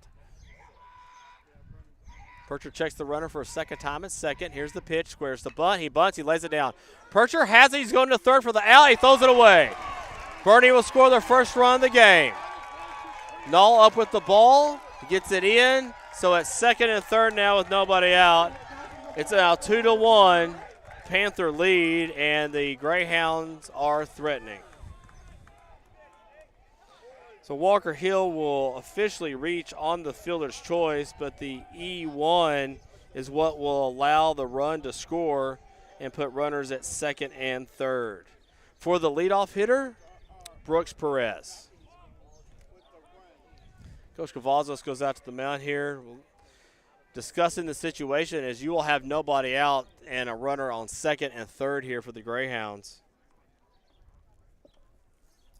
There have been times in the course of the year where the Panthers would have one inning that would cause them some trouble. If that is that inning, let's find a way to get out of it quick. Yeah,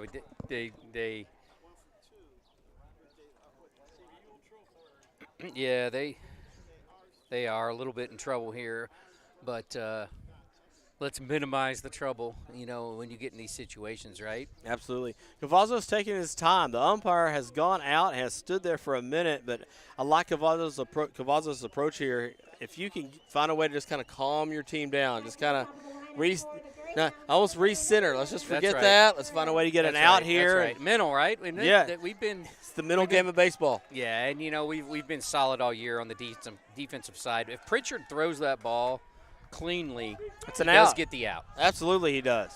So the infield has come in for the Panthers, trying to cut that runner off at home all across the diamond. The Panthers are in. At second is Hill. Blaylock is at third. Percher will face Brooks Perez, the leadoff hitter for the Greyhounds. It's a strike on the inside corner. That's where he's been trying to hit on those left-handers all night long.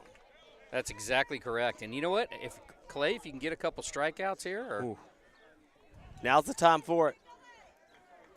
Villanueva, Davidson, Tatum, and Contreras all in for the Panthers, trying to cut that run off at home. Here's the pitch. There's that strike again, right on that inside corner. So Percher ahead 0-2 on Perez. So you almost sit back and you say, hey, what was that meeting about? Rock and fire, buddy. Rock and fire. Go after the hitter. Yeah. You've shown you can score.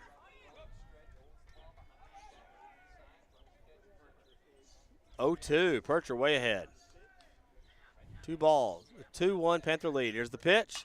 And it's hit to center, and this is Dahl coming over. He's there, slides, and he can't make the play. Falls out of his glove. But in that play, the runners will stay at first and second. Well, Dahl came a long way, slid for it, and just could not hang on for the ball. Some way or another, Dahl does keep the runners at first and second, so double play here maybe can really change the outlook of this inning, but we're now tied 2-2. As Blaylock scores on the play by Null in left. Null, again, had a long distance to run. Would have been an extraordinary play if he made the out. Here's Cam Johnson with nobody out and Greyhounds at first and second. Davidson behind the runner at second. Percher checks the runner for a second time. Comes home, and this ball is hit high to right. Landon Taylor takes about 3 steps back, camps out under it, makes the play. They're going to try to advance the runner. Here's the throw to third. It is late. Oh. Villanueva thought maybe he got him on the tag. Cavazos is asking for help right now. The only chance Villanueva had is if he was able to swap, and Villanueva was off the bag just a little bit, still claiming he may have hit his helmet. Yeah, that was really, really, really close. I don't, to the point where you'd like to see a replay. Obviously, we don't have that, but Villanueva, what a throw by Landon Taylor, and what a play by Villanueva. He pitched a great game 3, so we've seen the arm, and it was a great throw from Taylor. Gave the Panthers a chance for a second out. Here's the pitch, and it's hit right at Tatum at second. He will snag it. He'll look the runner back to third, and with 2 outs, the Greyhounds will have runners on second and third, and we're still tied 2-2, and you got a chance to get out of this inning still tied. First baseman, number 6, Hut Hendricks. Hat Hendricks, the 4-hole hitter, walked his last at bat. Percher going to try to get him out right here. Is going to try. 2 outs, 2-2. There it is. Curveball gets ahead. 0-1. So 2 outs, 2-2 game. 2 Greyhounds at first and third. Second and third. Sorry about that. We got a long day ahead of us. No. Here's the 0-1 pitch. Curveball. All right. So now ahead, now 0-2. Deuces are wild in this game. 2 strikes, 2 outs, 2 Greyhounds on, 2-2 game.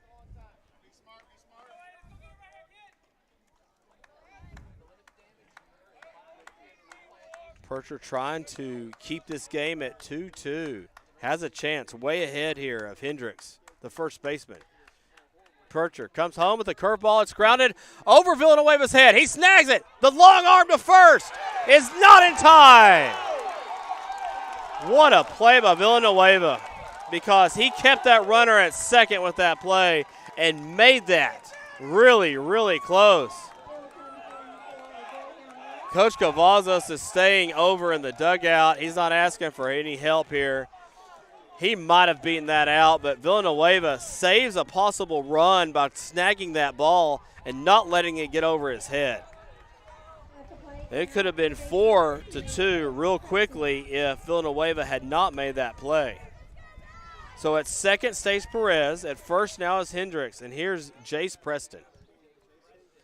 3-2 now, Greyhounds in front. Here's the pitch from Percher. It's outside, ball 1. If the Panthers could come in and score, the play by Villanueva could potentially be a game saver. Jace Preston has grounded out 5-3 and struck out his second at bat. 1-0 count. Here's the pitch. It's up. Misses way high. Zimmer has to come out of his position. Now 2-0. If Dylan Perez comes up, he's the on-deck hitter for the Greyhounds. He'll be the 9th hitter of the inning. Villanueva will come out to Percher. Just kind of talk for a second here. 2 balls, no strikes, 2 outs. Now 3-2.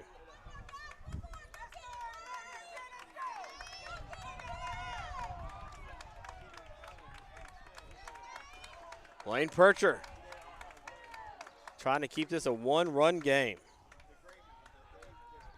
Checks the runner and comes home. Here's the pitch. It's Nice a strike pitch. on the outside corner. Good spot.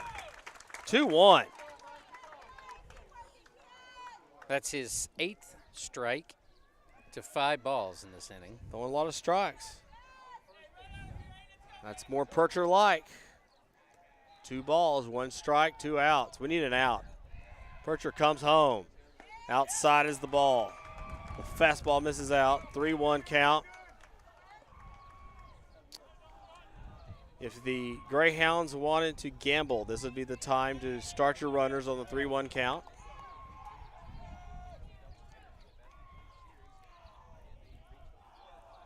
3-2 is the score, Greyhounds. 3-1 count is the pitch count. Percher comes home. Strike There we three. go. Strike 2, sorry. Swinging. I got ahead of myself. I was hoping for a strikeout. Percher has recorded 2 strikeouts today. We need a 3rd one right here. Preston saw a fastball middle in that he liked. He missed it. 3 balls, 2 strikes, 2 outs. The runners will be off. Time called by the hitter, Preston.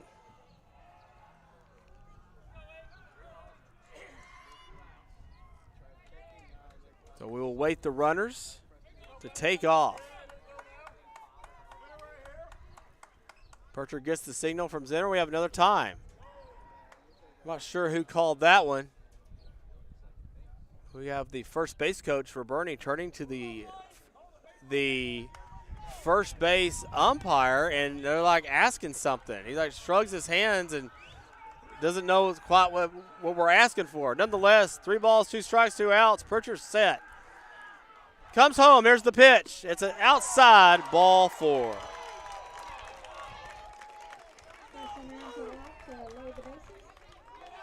And that will load the bases for Dylan Perez. He's the 9th hitter to hit this inning. The Panthers call time. Cole Zimmer goes out. And we'll talk this over just a little bit here with 2 outs. Hello, Mr. Blackburn. The discussion here. Well, yeah, and I mean, that was an odd scenario there for a couple of timeouts and almost lulling his momentum to rest there a little bit, right? And very much could be. Reset here. Just find a way to get 1 out. So the bases are loaded. Greyhounds have them full. Dylan Perez walked his first at bat. He flew out to left in his second at bat and will be the 9th hitter of the inning for the Greyhounds. Bases loaded, 3 runs in. Here's the pitch from Percher. It's inside, ball 1. If Hudson McGraw bats, he led off the inning. McNew, excuse me. 1-0 count. Percher looks over the glove, kicks and comes home. Here's the pitch. It's inside, and not sure on that one where exactly that missed. Cole Zimmer held his glove in the spot. The glove did not move. So 2-0 now to Perez. 2 balls, 2 outs. Bases full of Greyhounds. Here's the pitch from Percher. That's a strike on the inside corner.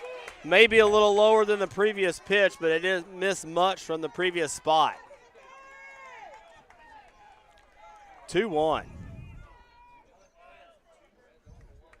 Percher stares over the glove again, nods yes to the signal from Zimmer, comes home and misses the inside pitch. Under his feet goes the ball as it falls out of Zimmer's glove. And we have a 3-1 count to Perez.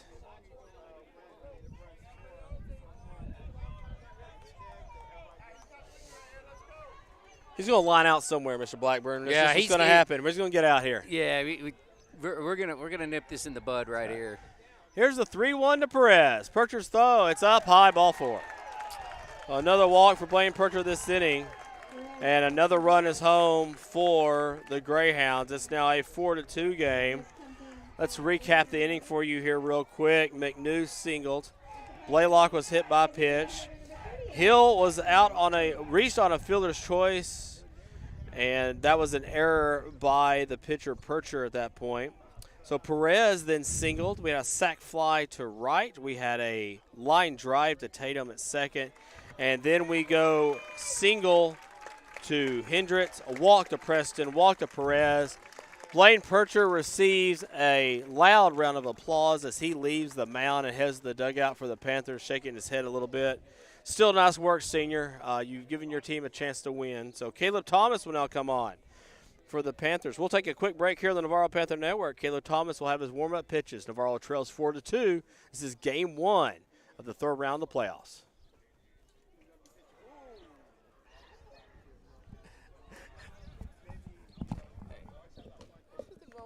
Signal to your team. I'm going to throw the ball when I get there. Doesn't hurt to uncork one every now and then. That's right. On the mound now for the Panthers, number 3, Caleb Thomas.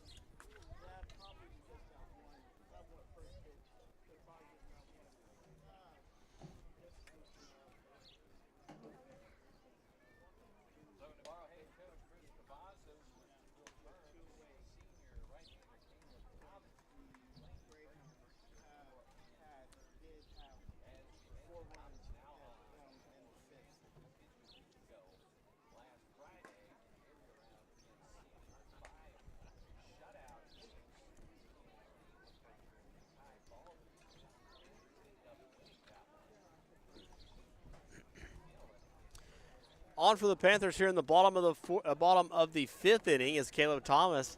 He followed Bryce Percher in the 11-inning game against Sealy last week. Percher went 6 innings, Thomas went 5 innings, and the Panthers won that in 11 innings. That was game 2 against Sealy. But this is game 1 against Boerne, and the Panthers find themselves down 4-2 here in this affair after leading 2-0 through the first 4.5 innings of the game. And with 2 outs here, Caleb Thomas is on. He will face Hudson McNew. McNew has walked and then singled to lead off this inning here in the 5th. He came around and scored. The first 4 Boerne Greyhounds that reached have all scored here in the bottom of the 5th inning. And, yeah, the air has kind of left the Panther sails a little bit, but Thomas could give him a little lift here, get out of the inning here. The bases are loaded for the Panthers, so Thomas will work out the stretch, and Hudson McNew will step in. First pitch, hit, foul out of play. And a Thomas nice gets first ahead pitch with a fastball. there. Yes, it was. And I hope he will soon go to his curveball. That is a pretty good 9 to 12 curveball. So 0-1. The 7-hole hitter McNew. First to bat against Thomas today. Here's the pitch. Fastball, ground ball to short. There's Davidson. Takes the easy route, goes the second for the out. And in 2 pitches, Thomas will finish the inning, and the Panthers will trail by 2. That could have been a lot worse damage there, and Caleb stops the bleeding. We head to the top of the 6th inning. The tables have turned. Navarro now trails by 2 runs, 4-2, and they will send to the plate. The top of the order, Taylor, Makata, and Zimmer in the top of the 6th. This is the Navarro Panther Network.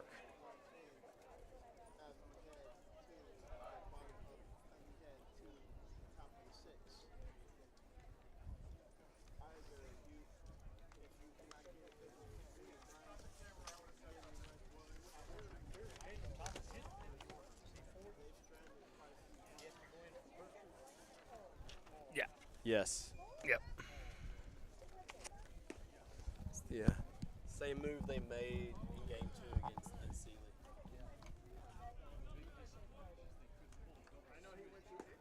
Right. Yeah. They just, the rules would allow it, but.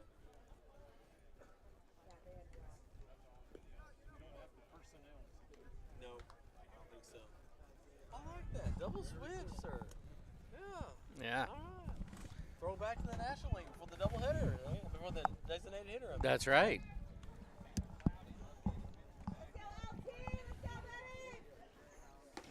Well, you got a new pitcher. Leading off the top of the 6th inning for the Navarro Panthers, right fielder number 13, Yeah. Landon Taylor.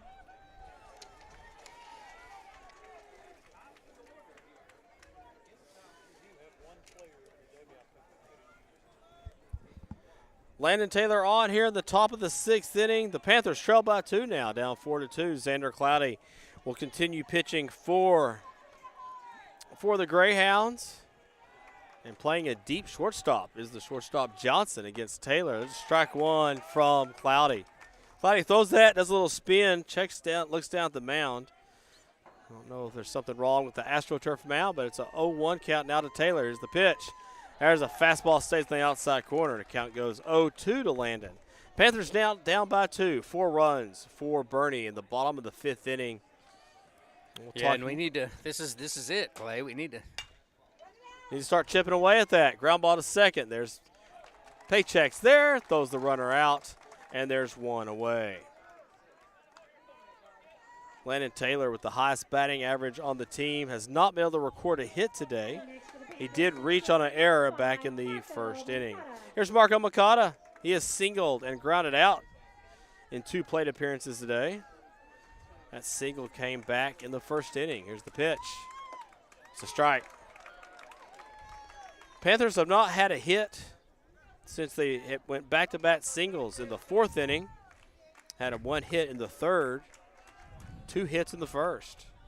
In need of a rally now.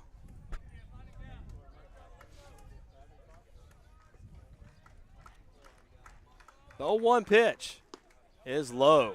1-1 now. Cole Zimmer waits on deck. He will bat this inning. Sacrifice and ground out for the Ottawa-bound catcher. 1 ball, 1 strike, 1 out. Here's the pitch. Makata swings at a fastball a little off the plate. Count goes 1-2. 73 pitches on the game for Cloudy. The 1-2, Makata swings to the curveball and goes down. So 2 away now for the Panthers here in the top of the 6th inning. They're down to 4 outs. Here's Cole Zimmer. We mentioned he sat as a sacrifice in the game and grounded out 5-3.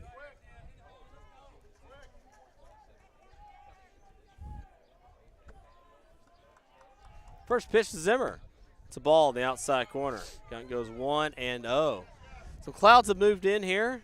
We're not as sunny as we were earlier. Temperatures dropped just a little bit. Here's the pitch. Foul ball right back to the screen. Back to the ground. Count goes 1-1. See there, Caleb Thomas retrieves that ball. He will be hitting for Bryce Purchase. He is now the pitcher of record. Here's the 1-1 pitch. It's low. Count goes 2-1. If the inning can continue, we'll see Thomas bat here in the 6th. Otherwise, Thomas may lead off the 7th.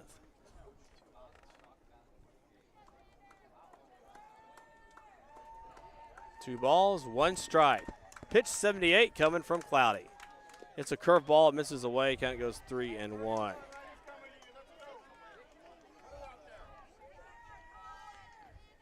Center fielder Perez playing more towards second out there, roaming the AstroTurf outfield. That foul Zimmer ball. fighting here. Yeah, he's fighting and he's been hot. So Zimmer with a big hit against Seeley there in Game 3, the double. Really changed that game. Made it a 6-1 now. Need a hit here. It's a curveball. That's out. And so Zimmer draws the 2-out walk. He will likely have a runner for him. We'll see who that is. Put a little more speed on the bases and let your catcher take a quick break. Colton Schulke will now run across the diamond. And he will definitely add more speed to those bases. So if Caleb Thomas can split a gap somewhere, the Panthers could chip away at this 4-2 lead pretty quickly.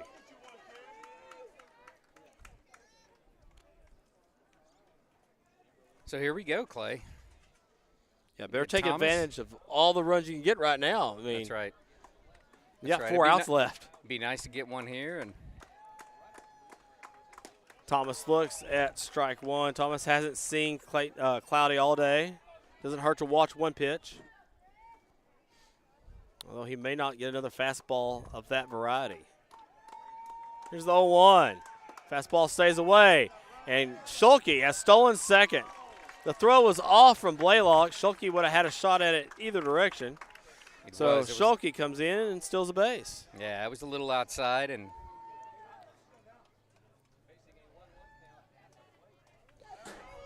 Blaylock, Schulke, a big runner, too. So, you know, you got. Yeah.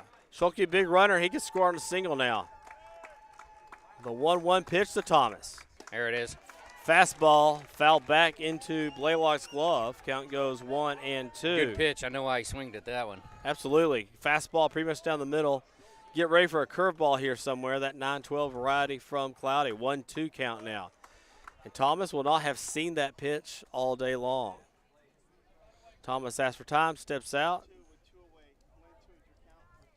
Steps in with the purple cleats. 1 ball, 2 strikes, 2 outs, 4-2, Boerne on top. There goes Schulke. And the ball's thrown away by Xander. Schulke will score standing up, and it's 3-2. You talk about the aggressiveness and the pressure it puts on defense. Yep. Xander did the right thing. He tried to wheel and turn, but could not make it happen.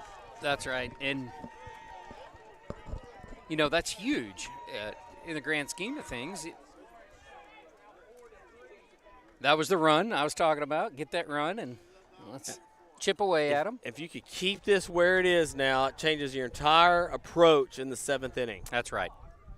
Unless we just bounce off, 5 or 6 runs here with 2 outs. That'd be nice, too.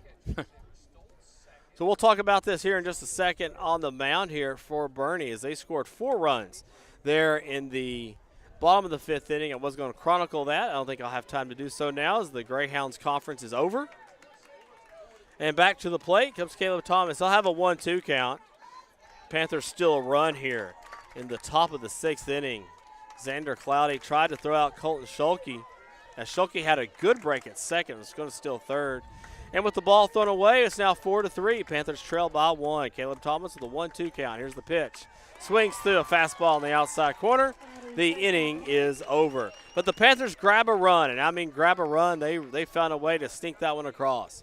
We head to the we head to the bottom of the 6th inning. Panthers 3 and Boerne 4.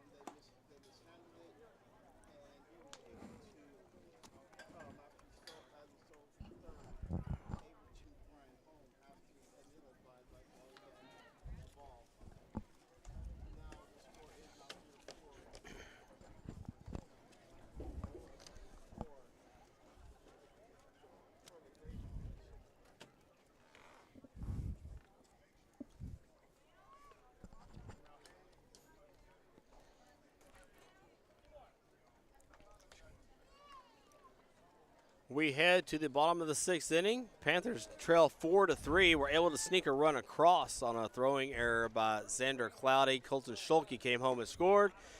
And that has shrunk the lead for Boerne down to 1. So the job here for Caleb Thomas, who came on for Blaine Percher, back in the 5th inning, is to keep this game just at 1 run. So he'll face Kel Blaylock, Walker Hill, and Brooks Perez. 8-9-1 for the Greyhounds. Thomas pitched 5 amazing innings in Game 2 of the series against Sealy, and now we'll have just about as much pressure here as he had in that game in Sealy. That's right. That's right. Kel Blaylock hit in a fielder's choice, reached on a hit by pitch and scored in the 5th. Thomas out of the stretch, comes home. Misses outside with a fastball, ball 1. 10 men went to the plate in the 5th inning for the Greyhounds.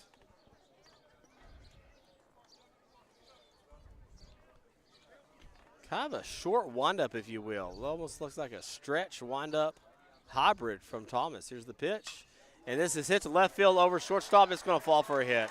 Davidson cannot turn fast enough and pull it down. It's kind of fell in a dead man zone out there behind shortstop. So base hit for Blaylock. Walker Hill come to the plate, left-handed hitter for the Greyhounds. He hit into a fielder's choice and flew out to left his first at-bat. That fielder's choice was the error committed by Percher in the 5th inning, so no hit for him. The left fielder for the Greyhounds will step in. Blaylock on first. Another leadoff hitter on base, 4th time tonight for Boerne. Here's the pitch from Thomas, square to bunt. It's in the air. Villanueva comes, he catches it, makes the play. Man. Absolutely, Villanueva. If they had a gold glove for district or playoffs or just something, I mean, he'd be in the running. It doesn't. I mean, the kid's a sophomore, and it just played outstanding at third all year long. Bright future for him. Acts like he's a senior over there. The way he handles every situation, very calm, cool, collected, and very confident. Brooks Perez steps into the plate. He watches Landon Taylor throw over to first, and returning back there is Kel Blaylock.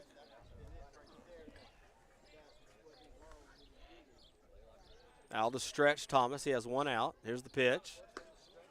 That's a fastball just off the plate. Ball 1 to Perez. Was not a bad pitch. May have been the length of a ball off the plate. Zimmer receives a pat on the back from the umpire. Throw to first, not in time. A little quicker move there from Thomas. Makes Blaylock retreat to first. So 1 ball has been thrown. Here's the pitch. It's in. Count goes 2-0. Double play within the inning. Davidson and Tatum pretty much at double play depth. Tatum probably playing 2 or 3 steps to his right away from that double play depth position. Just playing the left-hander in case he was to hit it deep in the 4-hole. The 2-0 pitch. It's a strike. There it is. Slows down the fastball a little bit there and make sure he gets it over. The count goes 2-1. 2 singles for the day for Perez. He also flew out to center. That was one that Marco Makata had to run a long way for to get it out of the left center field gap. 2 balls, 1 strike, 1 out. The curveball's a ground ball to second. Tatum, Davidson to Contreras, not in time. It was not a hard hit ball to second, but enough to record an out. So the 6-4 for the out, and the fielder's choice will allow Perez to reach base for his 3rd time today. Cam Johnson steps in, another left-hander for the Greyhounds. Has a sacrifice. Hit into a 1-3, another sacrifice. Both his sacrifices were fly balls to center. At the plate now, shortstop number 12. So far, so good. Let's get out of the inning right here, Mr. Thomas. Man on first, 2 outs. Keep this game at one run. Thomas checks the runner. Comes home. Fastball. Foul back to the net. 0-1. Thomas gets ahead. Gets him to chase one. That's a good point, too. That fastball was on the outside corner. Just try to get him to go after something there. Stay away from the lefty. Johnson, the shortstop for the Greyhounds.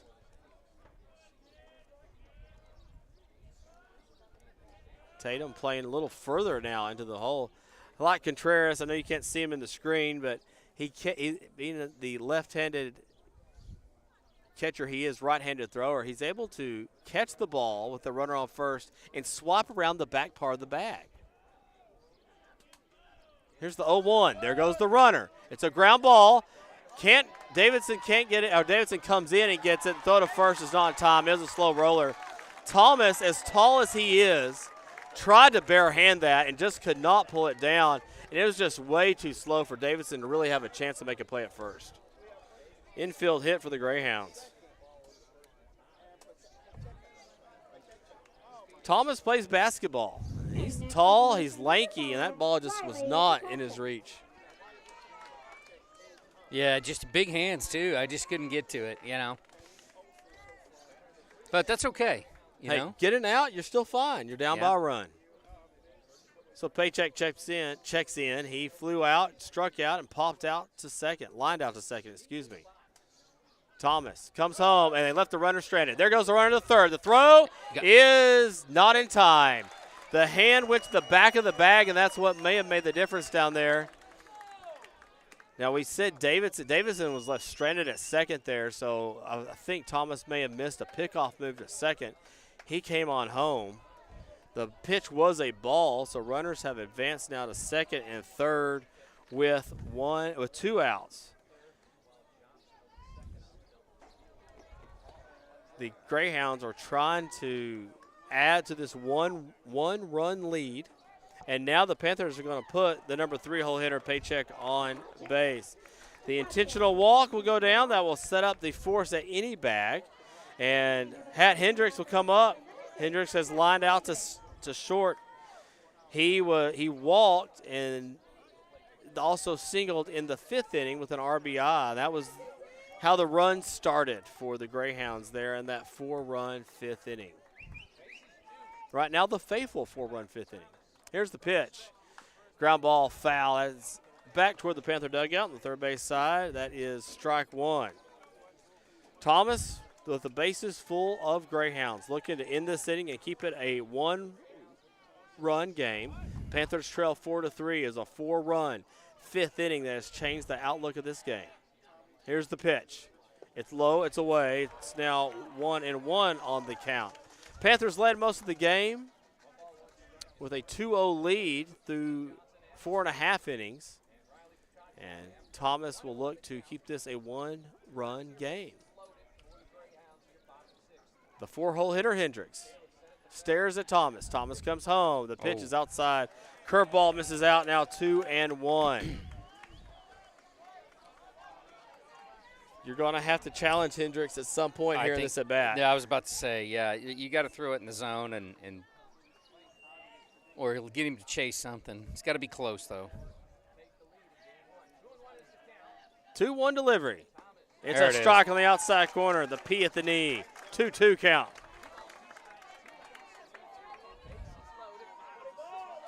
Thomas toes the rubber.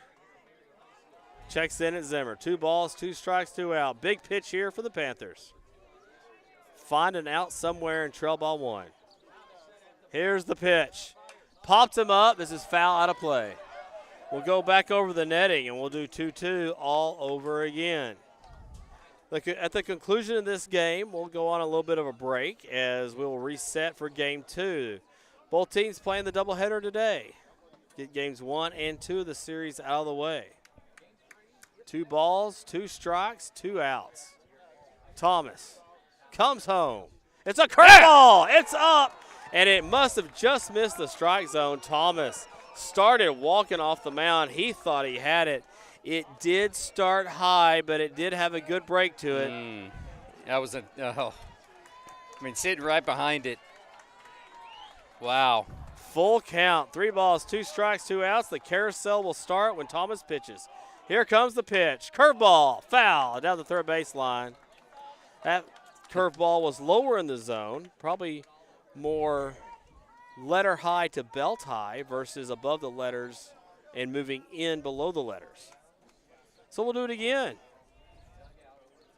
All the runners will go back to their previous bases, and they'll get set up to start the carousel once again. 3 balls, 2 strikes, 2 outs, a 1-run game. Here's the pitch, popped, right center field. Moving over is Landon Taylor. He's there, makes the play, and the inning is over. The Panthers are able to hold the fort, if you will. And when we come back, they'll have a chance to extend this game into hopefully extra innings. It's the Panthers 3, it's Boerne 4. We're going to the top of the 7th inning on the Navarro Panther Network.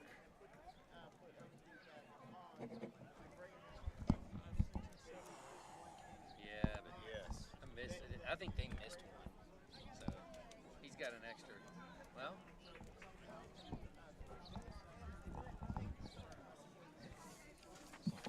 yeah, I think they missed one. We'll just say that.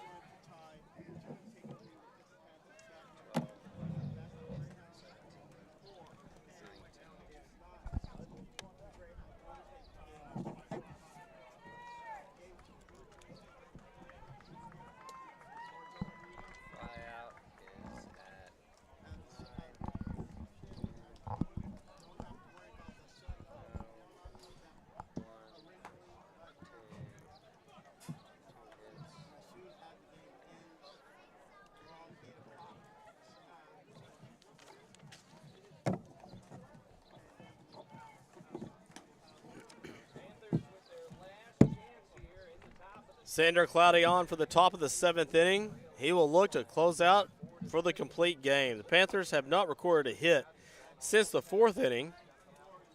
The Panthers have a walk in the 6th inning. They scored 2 runs. In the first, the Boerne, they scored 1 run in the 6th without the luxury of a hit. And so Boerne, with their 4-run 5th inning, has a 1-run lead. The Panthers will be looking for Bryce Knoll, Gavin Newborg, and Matt Villanueva to find a way on base. And let's do what we did in Sealy, where we're able to make that game go extra innings and win it. So we need that right now. Guys, if you're at home, you got rally caps, now is the time. Here's the pitch. It's a ball in the outside corner.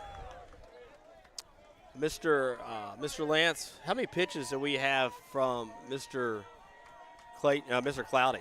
We're at 85. That's 86. Do you think he's going to get tired at some point? Yeah, you know, the last 2 innings, 10 strikes, 4 balls, 10 strikes, 6 balls. So he's, you know. Bryce swings with the first strike he saw and skies this one to center. Right there is Perez. He's there to make the play. And the leadoff hitter is out for the Panthers here in the top of the 7th inning. Bryce did good. I mean, he had a 2-0 count. He's waiting for a pitch to swing at. In this situation, you usually take at least the first pitch. Sometimes you'll take for a strike to try to draw the walk. Not too many walks on this game from Cloudy, as he has walked 1 hitter. That was last inning. So 1 away now for the Panthers. Here's Gavin Newborg. 1 for 2 on the day. The curveball stays outside from Cloudy. Newberg, again, reached on that single in the 4th. Flew out to center in the 2nd. Here's the 1-0 pitch. It is fouled out of play. Count goes 1-1. On deck, Matt Villanueva. After him, Carlos Contreras. And Newberg with the single after, last at bat. And yep. That's the 3 balls and 1 strike for the inning here for Cloudy. Maybe he's getting a little tired. Here's the pitch. Right down the middle. Up the middle, a base hit. No, it stayed up just enough. And Perez makes a sliding play in center field. Ball was hit well by Newborg, and right there, Perez comes in. Wasn't playing too deep, and we have 2 outs here in the top of the 7th inning. Panthers down to their final out. We're ahead most of the game, but the 4-run 5th right now is the faithful inning for Boerne. Villanueva steps in. He's 0 for 2 on the day with 2 flyouts, 3rd and right.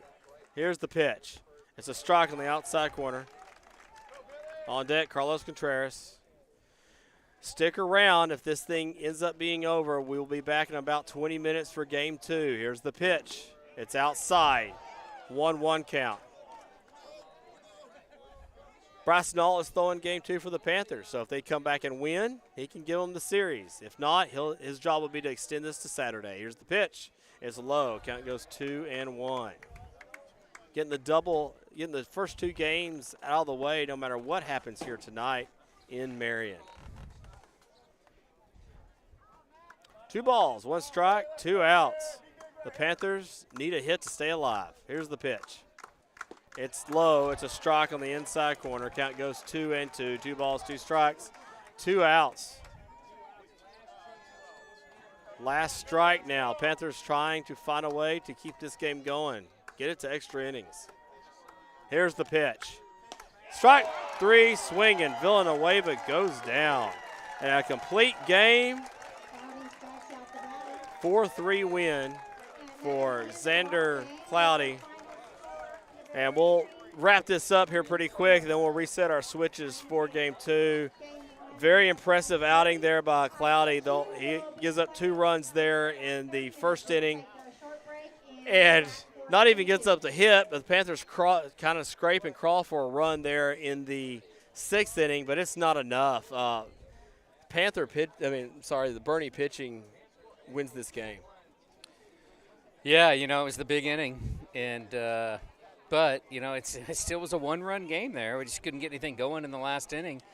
Yeah, it's a tough one. That was a tough one because Pritchard did not pitch a bad ball game, and unfortunately, that game really could have went either way. It really could have had that 1 inning where you hit a guy, you walk 2 guys, and the hits that Boerne got that inning, all 3 singles.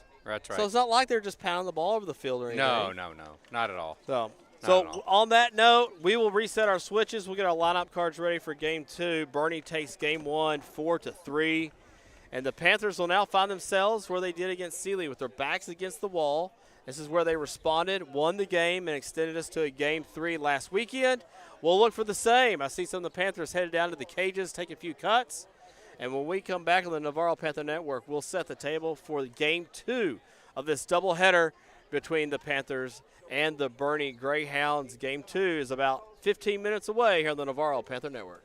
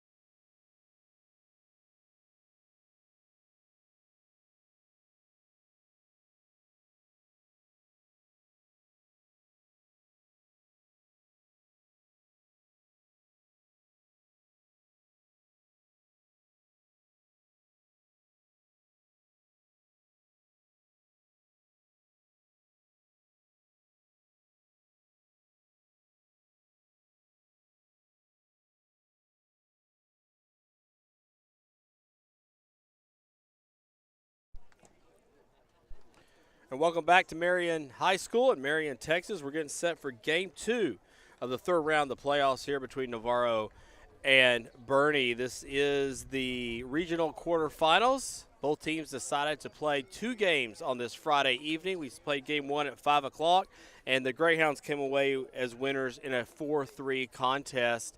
And it came down to 1 inning. Boerne scored 4 runs in the bottom of the 5th inning. Navarro scored 2 in the 1st and 1 in the 6th, but were unable to match the 4 runs.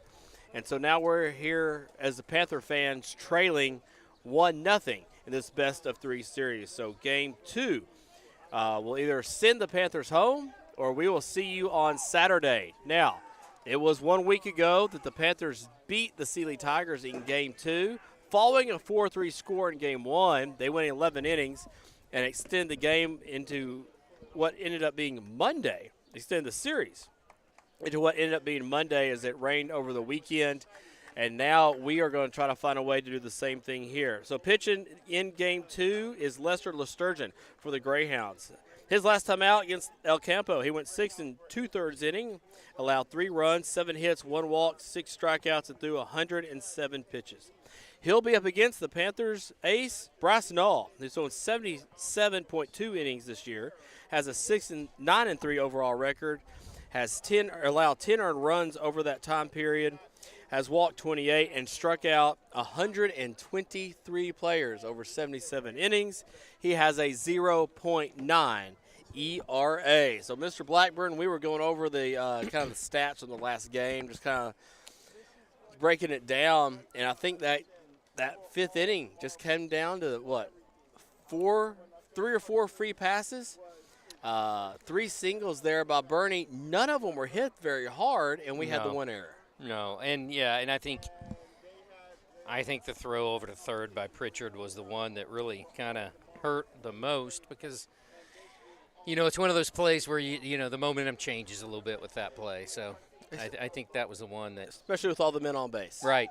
And, the part that really hurts is the fact that he, if he makes the throw, then he gets, the clean throw, he gets the guy out at third. And we have 2 outs. Yep. And after that, it's anyone's right. ball game. But that's the way baseball goes. That's right. And that's why we're here tonight. So the Panthers are coming out here in this second game of the match. Now, we have flip sides, so to speak. Each team is going to stay in the same dugout.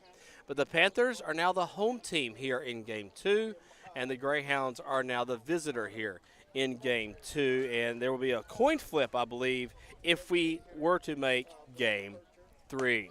So Bryce Nall's out, taking his warm-up tosses. Let's go over the lineups for the Greyhounds and the Panthers. So we'll start with the visiting Greyhounds in Game 2. Brooks Perez, the left-handed hitter, will play center field and hit leadoff for the Greyhounds. Cam Johnson will bat second. He'll be the shortstop. Batting third is Riley Paycheck. He will be the second baseman. Hat Hendricks is the first baseman. He'll bat fourth.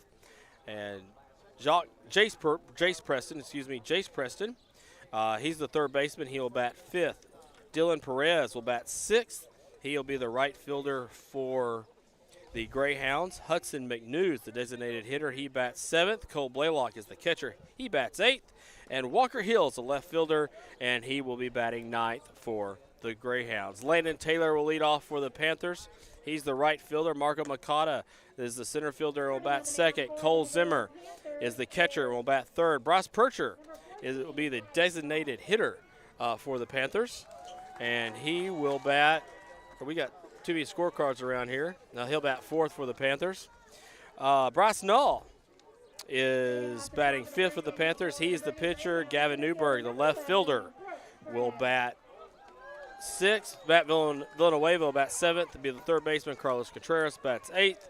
And Austin Davidson will play second. He will be the 9-hole hitter for the Panthers. Of course, we'll see them in the bottom half of the inning. So Brooks Perez steps in. He's the center fielder. And he sees strike one for Bryce Nall on the outside corner. That's a typical Bryce Nall fastball right there to start the game. In the first game, Brooks Perez went 2 for 4. He scored 3 runs for Boerne. Scored 1 run. This is popped up left side. Villanueva is called off by the shortstop Wood. And there is one away after 2 pitches from Bryce Nall.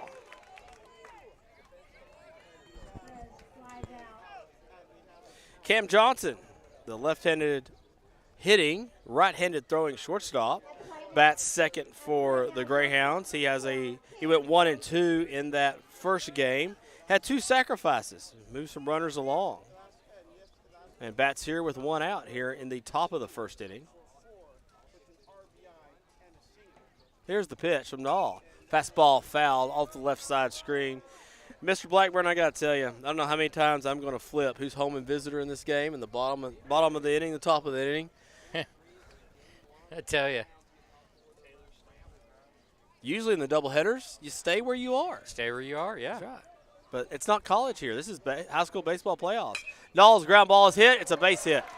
Past the diving Davidson, who's now playing second base for the Panthers. So yeah, and it was a good hit ball, just past his glove. Yeah, hit hard on the ground. Never got probably more than a couple inches off the AstroTurf. Here's Riley Paycheck, second baseman for the Greyhounds. 0 for 3 in the first game, had an intentional walk and struck out once. He'll bat here with a man on first and 1 out. Cam Johnson with good speed at first. Nall comes home. Ground ball to third, Villanueva. He'll go to second for 1. On to first, it's late.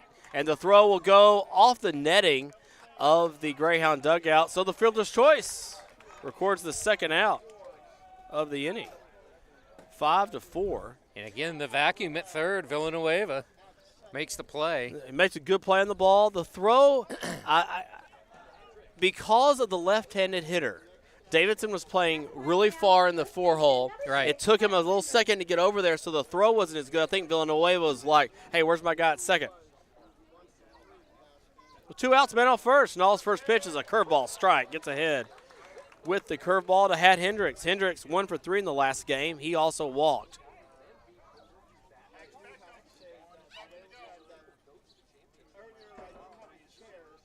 Nall steps off, time called by the home plate umpire.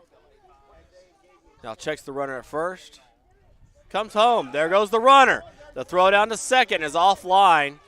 And safely into second is Paycheck with the stolen base. I thought we had a good chance to throw him out there, too, because the pitch was high. So Zimmer was already out of his crouch ready to throw. He threw it a little bit to the left of second base there. So Paycheck still second. He's in scoring position with 2 outs. Here's the pitch. It's a strike at the knees. 1 and 2 now to Hendricks. And, you know, this umpire's setting up perfect for Bryce Nall. He likes those low strikes. Yeah, we can live down there and do very, very well. 1 ball, 2 strikes, 2 outs. Here in the first. Here's the pitch. It's hit up the middle. This is trouble. Makata moves over. He's there. Around third. Here comes Paycheck. He's coming. Here's the throw. Coming to the plate. It's late. It's 1-0 Greyhounds. So the stolen base pays off. Pat Hendricks, who went 1 for 3 in the first game, gets a RBI single here in the top of the first inning. Hey, just to note, the team that scored first in the last game lost it. So this doesn't mean anything. That's right. That's right. We'll just throw out the other stats that says it does. Jace Preston steps in as the third baseman for the Greyhounds. He sees strike 1 from Bryce Nall, and boy, if Bryce can keep hitting that spot, this is going to be a good day for him and that umpire. 0-1 count. 0 for 2 in the first game was Preston. He also walked. There's the curveball. Now it goes 0 and 2 from Bryce Nall. So the 2 out stolen base from Paycheck pays off for Hendricks. And it's 1-0 Greyhounds. Nall set at the belt, checks the runner at first. Kicks and comes home. Curveball swinging, strike 3, down goes Preston. And strikeout victim number 120-something, just sits 124, goes back to the dugout for the Greyhounds. So in the top of the first, the 2 out stolen base pays dividends for the Greyhounds. We head to the bottom of the first inning here in Game 2. Greyhounds 1, Panthers coming to bat. This is the Navarro Panther Network.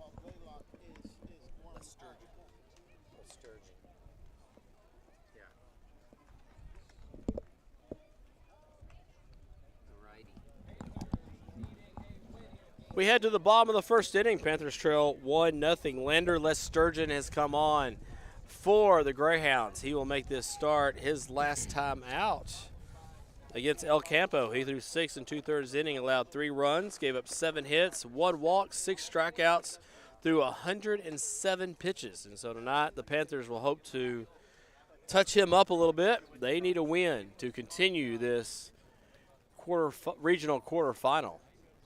Yeah, and Sturgeon's, you can tell he looks like he's got a pretty mean fastball. He had a good outing. He's been a pretty consistent pitcher throughout the year, according to the Boerne folks. And he'll be tasked with sending Boerne to the 4th round. But Landon Taylor's going to start the job of finding a way to get the Panthers to the 4th round of the playoffs. So Landon Taylor steps in. He went 0 for 3 in game 1. Marco Mikado's on deck. He went 1 for 3. Cole Zimmer will wait in the hole. He went 0 for 1 in that first game, in which the Panthers led most of the way. So here's the Sturgeon, who has a 1-0 lead. Takes a deep breath, and out of the stretch, comes home, and hits a hard fastball. Landon Taylor does. Right to, I believe that's Paycheck at second. And there's one away very quickly. Batting next for the Panthers, center fielder number 5, Marco Moncada. Landon hit that ball hard, but basically on one quick hop out there to Paycheck. Here's Marco Moncada, 1 for 3 in that last game. The center fielder made a couple of plays roaming the large territory out there in center field. Otherwise known as the Italian Stallion. Here's the first pitch. It's a strike. Well, if both pitchers keep getting that low strike, Mr. Lance, they're going to love this umpire. Yes, sir. And I haven't seen a lot of movement from Sturgeon's pitches quite yet. We'll see. 0-1 is a cutter. Oh, what a play. And he made a play like that He did. He made a diving catch at third. Preston has just upped that previous play that he made, going way off the ground. Glove hand way up straight in the air and pulls down Marco's Moncada hit. They could have possibly been a double, but now it's an out. So there's now 2 away. Here's Cole Zimmer. 0 for 1 the first game, had a sacrifice and a walk. And as they say, that's why you put one of your best athletes at Absolutely. 3rd and short, right? 3rd and short, absolutely. Miss outside ball 1 from Sturgeon. Sturgeon working out of the stretch with nobody on base. Comes home, here's the pitch. It misses outside, now 2-0 to Zimmer. Yeah, you mentioned, Lance, that we haven't seen much movement. We've seen a cutter from Sturgeon, but he has a very high release point that comes down in the zone and could force a lot of ground balls. Now when he comes down a little lower on that release point, now 2-1. Yeah, I mean, I didn't play a ton of baseball, but he looks like a pitcher I would like. Yeah, he gets the ball, works low in the zone. Yeah. The 2-1 pitch had Zimmer swinging. That fastball tailed out of the zone, but Zimmer looked good at first. Now count goes 2 balls, 2 strikes, 2 outs, 1-0 Boerne lead here in the bottom of the first.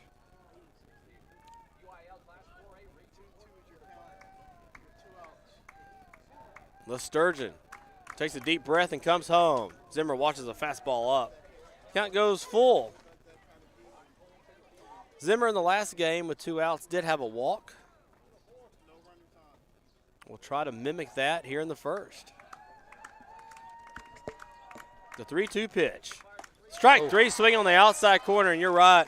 That didn't move too much, but it's in such a spot in the outside corner, it's going to be tough to hit. That's right. We head to the second inning. The Panthers trail the Greyhounds 1-0. This is game 2 of the regional quarterfinals, and the Panthers need a win to stay alive. We're back after this on the Navarro Panther Network.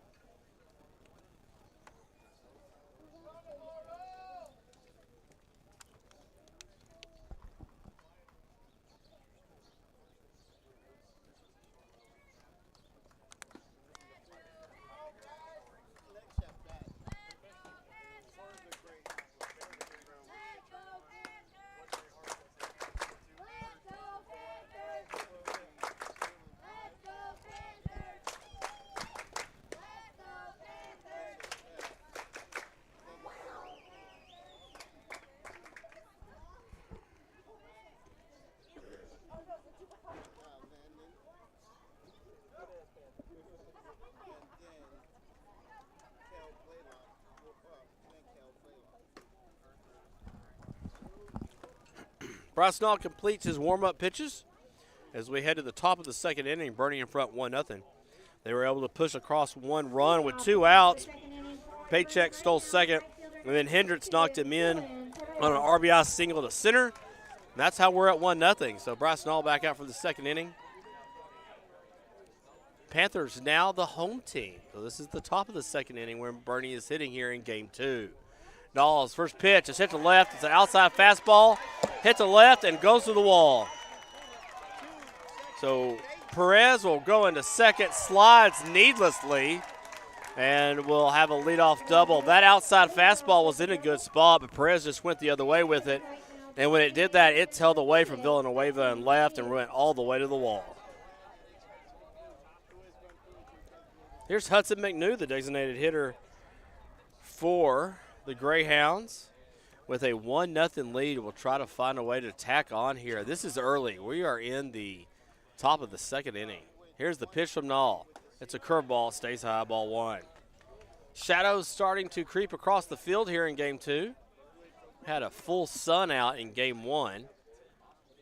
And now as that sun goes down in the west, these shadows will creep across the infield first. 1-0 pitch. Strike. Good pitch down and in. Count goes 1-1. And just to note, Dylan Perez's double was the first extra base hit for Boerne. That's right. All night. That's right. Including game 1. It just shows that some of the damage may be a little self-inflicted on our end that first game. 1-1 count. Nall comes home. Ground ball to short. There's Wood. He's going to have to make a long throw from the hole. The throw is up.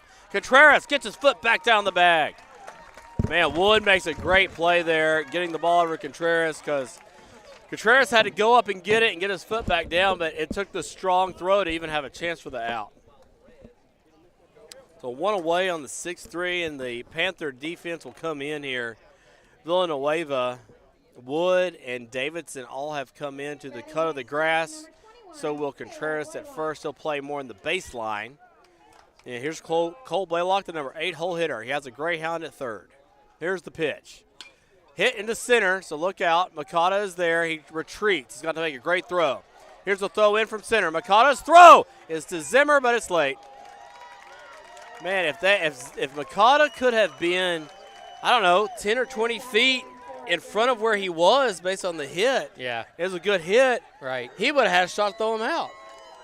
He would have, and, that's it's baseball, right? All sports, game of inches. Yes.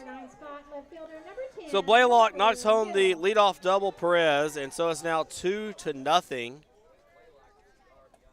Greyhounds find themselves in front. Sacrifice RBI by Blaylock. Here's Nall on the pitch. It's an outside strike. Gets ahead of the count on Walker Hill, the 9-hole hitter for the Greyhounds. He went 0 for 3 in the first game. The left-handed left fielder. Here's the pitch. Nall misses low. Count goes 1-1. 2 outs here. Leadoff double by Perez. Ground ball 6-3. And then Blaylock with a sacrifice fly into center. And that's how we're 2-0. Here's the pitch from Nall. Curveball looks great. Drops from the belt to the knees for strike 2. Swinging through it was Hill. Nall quick to ready to be delivered. Gets the ball back, looks over the glove, says no, then says yes. Here's the 1-2 pitch. Another curveball, strike 3. Basically said you can't hit it the first time, I'm going to throw it again. And down goes Hill. Another run is home for the Greyhounds here in the top of the second inning. The Panthers need to get on the board. We go to the bottom of the second inning. It'll be 4, 5, and 6 for the Panthers. Percher, Nall, and Newberg when we come back on the Navarro Panther Network.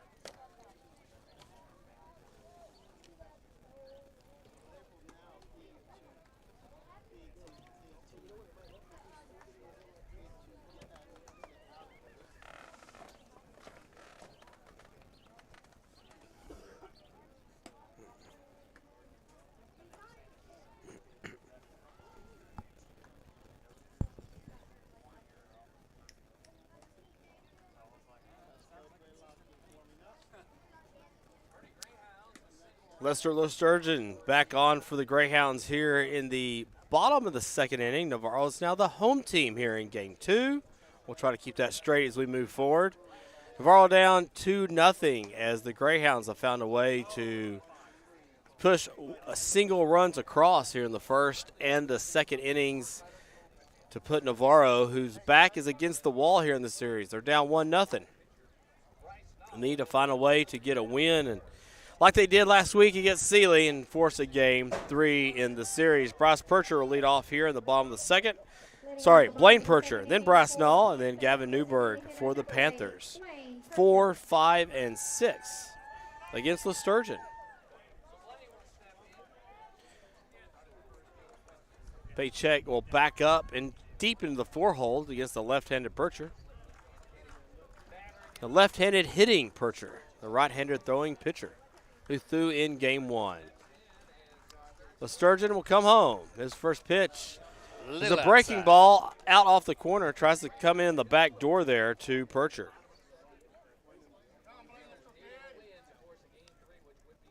One ball.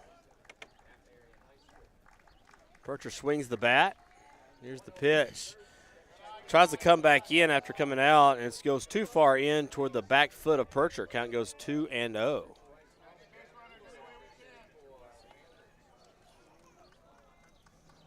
Outfield playing straight away. Infield playing a little bit to their left for the left-handed Percher. 2-0. Here's the pitch. It's up. It's out. Count goes to 3-0. Percher will be smart here not to swing. Panthers need their first base runner of the night.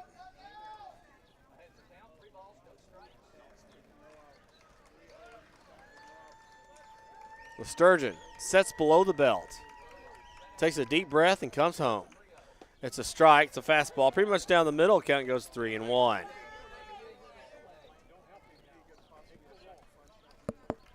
Percher needs to be selective here. Swing at something you like. 3-1 count. Here's the pitch. It's outside on the outside corner. And I can't blame Percher for not taking that one. That's not where he probably wants to swing. Yeah, no, not at all. That was close.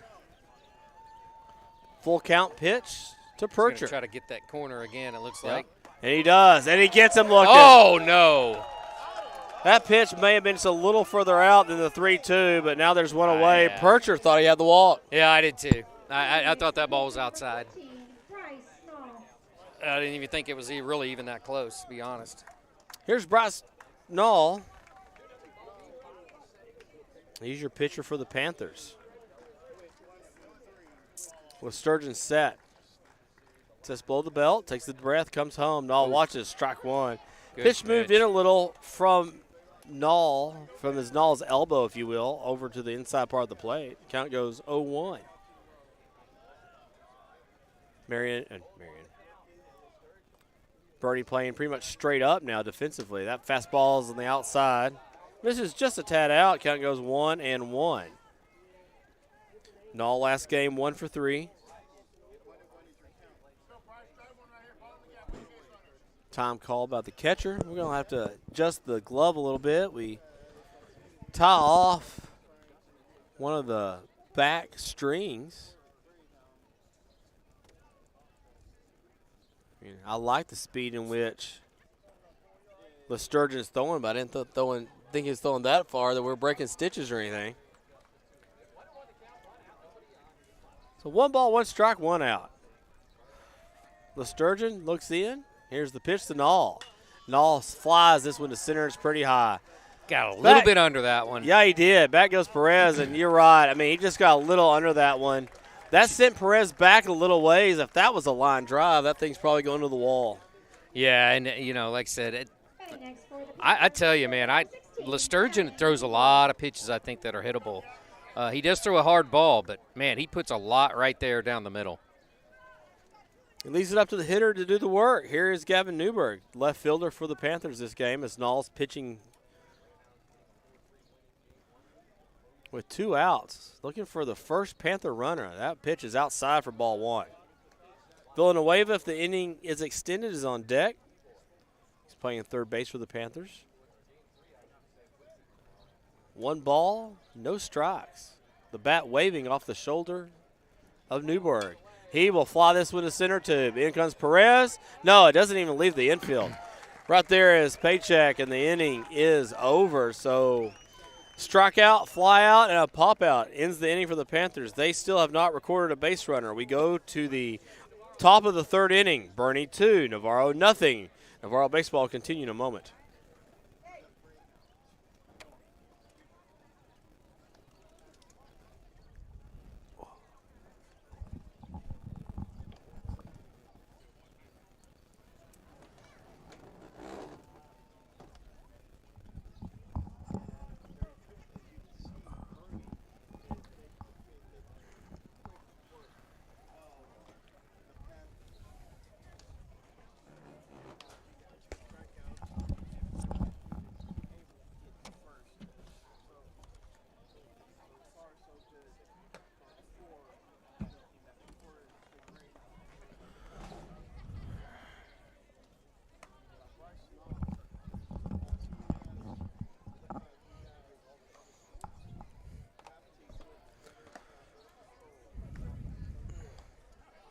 Brestall out for the top of the 3rd inning for the Panthers. Panthers trail 2-0 with 2 outs in the top of the 1st inning. Boerne was able to push across a run after a stolen base by Paycheck. He was knocked home by Hendricks. Then Perez led off the 2nd inning with a double, and a sacrifice fly from Cole Blaylock knocked him home. And the Panthers will try here to stop the building of the picket fence. 1 run in the 1st, 1 run in the 2nd. Let's try to keep it 2-0. Here's Bryce Nall. They got to limit it, Clay. The 2-0 ball game right now with the way we're hitting. And I know we have our own little critique right now of Sturgeon, but he's not letting anyone on base so far. No, he had. Yeah. Nall's first pitch is low, ball 1. I still like the way he pitches, and I still like. From a Navarro perspective, I think there's a lot of hittable balls there. So absolutely, I think we can come back. Here's the 1-0 pitch. It's up way high. Zimmer has to come out of his stance. Count knows 2-0 to the leadoff hitter here in the 3rd inning, Brooks Perez. Also the leadoff hitter for the Greyhounds in their lineup, the center fielder. Here's the pitch. It's low. Strike. And that's that low strike these pitchers are getting from this umpire. It's a great pitch for a pitcher. It's not so much for the hitter. 2-1. Here's the pitch. It's up. Count goes 3-1.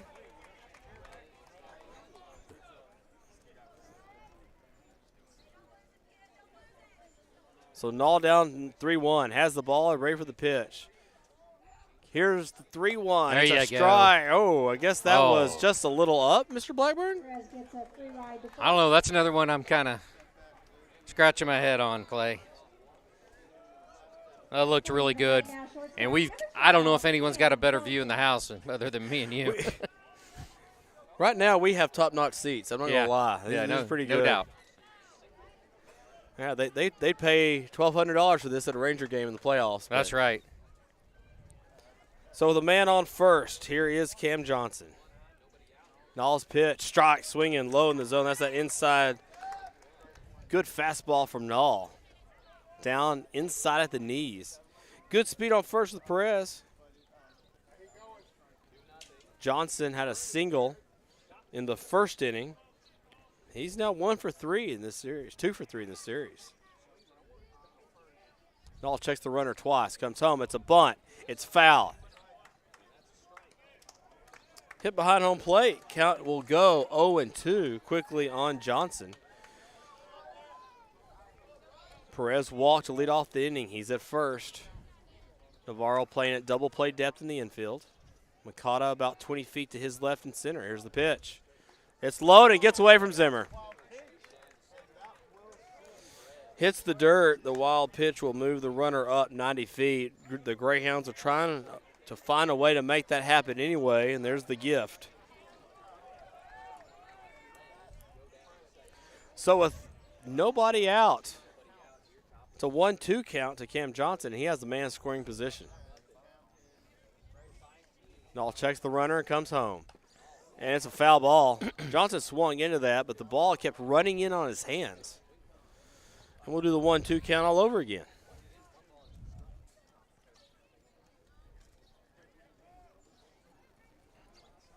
Greyhound head coach just asking for clarification, making sure that was definitely a foul ball. I didn't think there was much question where we were. No, right. Yeah, and we got to be careful here. No outs, guy on second. Like I said, no more runs, guys. Please, more. Not right now. 1-2 pitch. Curveball will go to Contreras at first. He'll step on first. The runner will advance 90 feet. And with one out, the Greyhounds will have a man on third. The 3 unassisted for Contreras. Right now for Boerne, second baseman number 5, Riley Pekachik. Riley Paycheck will step to the plate. He hit into a fielder's choice his first at bat. That made Cam Johnson out 5-4. Here's the pitch. The number 3 hole hitter watches the fastball way up from Nall.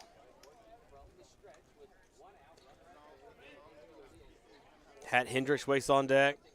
The infield that's come in for Navarro, trying to cut that run off at home, not letting any more Greyhounds score at this point if possible. Here's the pitch. Strike swinging. Fastball on the outside corner. Paycheck was trying to go the other way, or trying to pull the ball to the left side. It's hard to do on those low outside pitches. And that's what we need right here is a strikeout. It would help greatly. 1 ball, 1 strike, 1 out. Single runs in the first and second for the Greyhounds.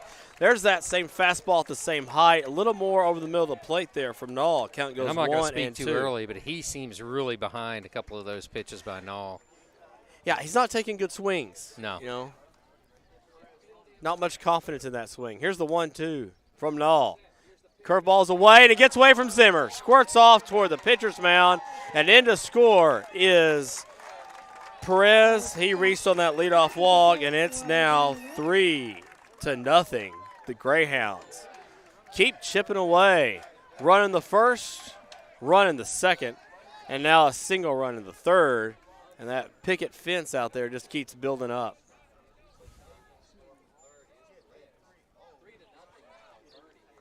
Two balls, 2 strikes, 1 out. Now with no one on base, Nall works back out of the windup. Here's the pitch.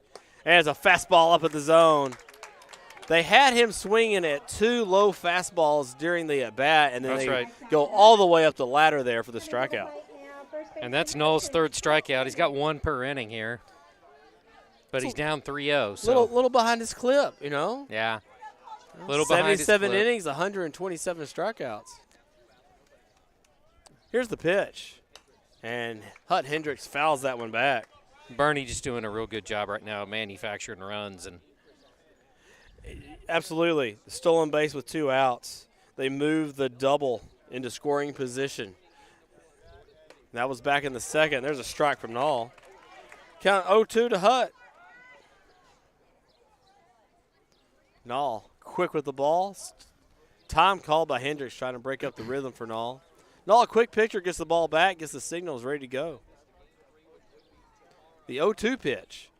Ground ball, this is a short. There's Wood. He plays deep, makes a good throw over to Contreras. Contreras is not able to keep his foot off the bag. The throw pulled him off. And you know that it's interesting because we made a switch at short with Davidson and Wood. I don't know when the last time I've seen Wood play, but that ball was a little bit long. Contreras is a tall first baseman. And he is. I mean, if Contreras is off the bag, it's definitely off target. The pitch is hit hard. Now this is right back at Davidson. He'll go to second for the easy out. And in one pitch, that threat is over. But once again, Boerne continues to just find a way to move runners along and get them home.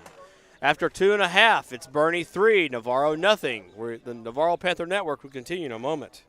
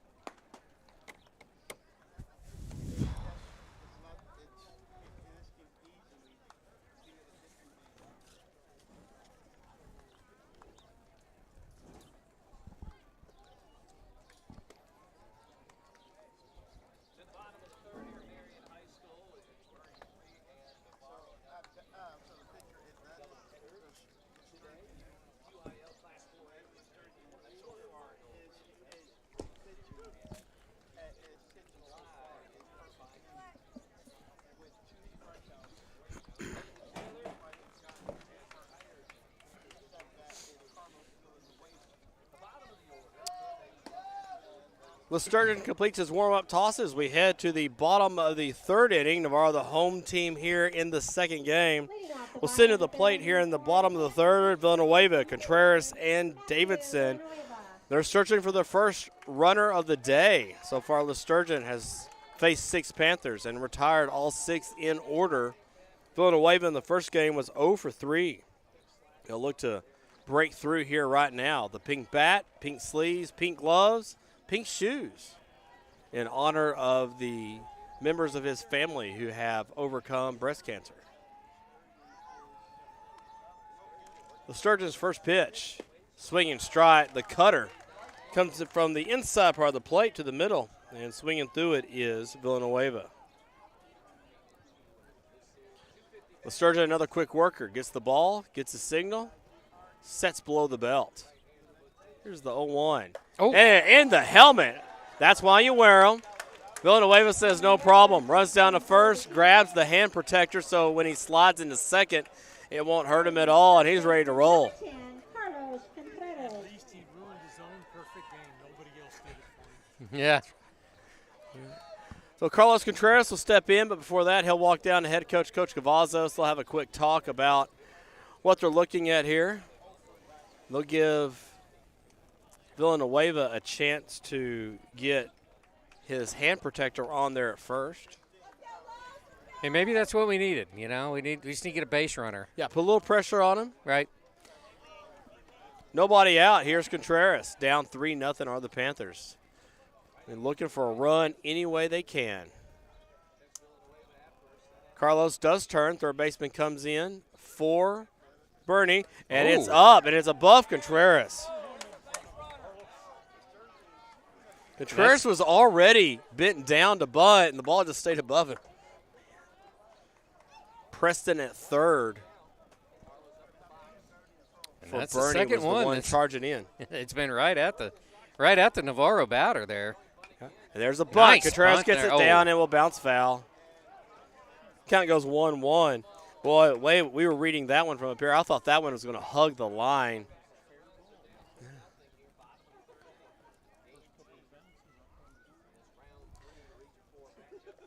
Coach Cavazos and the Panthers very good at the small ball game and may need that to chip away at this 3-0 lead.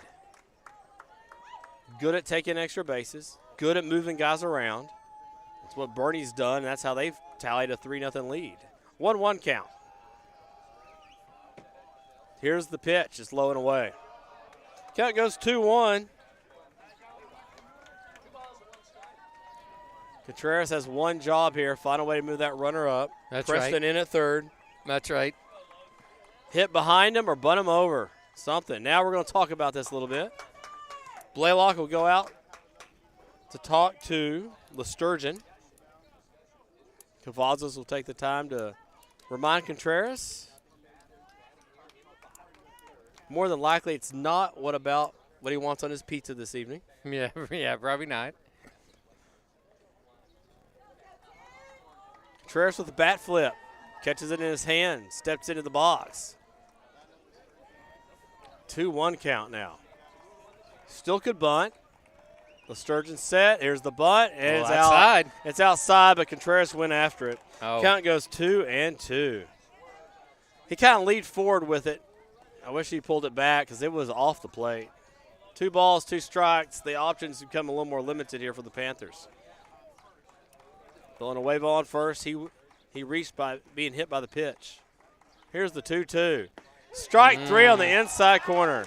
Carlos grimaces as he goes back to the dugout. Kind of knows that he got full. Now, every one of those pitches were middle out to him, and all of a sudden, here's the fastball inside to you. Austin Davidson. And Well, much like Knoll, he's struck out one batter here every inning. So each pitcher's got a strikeout every inning here. So It was a good time for the strikeout because on a double play ball gets you out of the inning. Here's Davidson, who launches the same inside fastball for a strike. yeah, and I hope the backside of the lineup here gets a little bit more aggressive. I'd like to see him. Well, in the first game, that part of the lineup was 1 for 7. 0-1 count. Lesturgeon nods the head twice. Time called by Davidson, the hitter.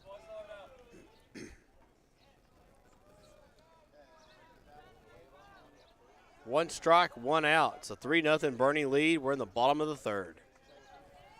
Sturgeon comes home. Ground ball to second. It's slow. There's no double play here. Throw to second's in time. Throw to first is late. The shortstop, Johnson, had to go to his right to make a play on that. The odds of double play were slim, but the fielder's choice does work for the Greyhounds. And there's 2 away here for Landon Taylor. Top of the lineup for the Panthers, right fielder number 13, Landon Taylor. Taylor steps in. He grounded out 4-3 his first at bat.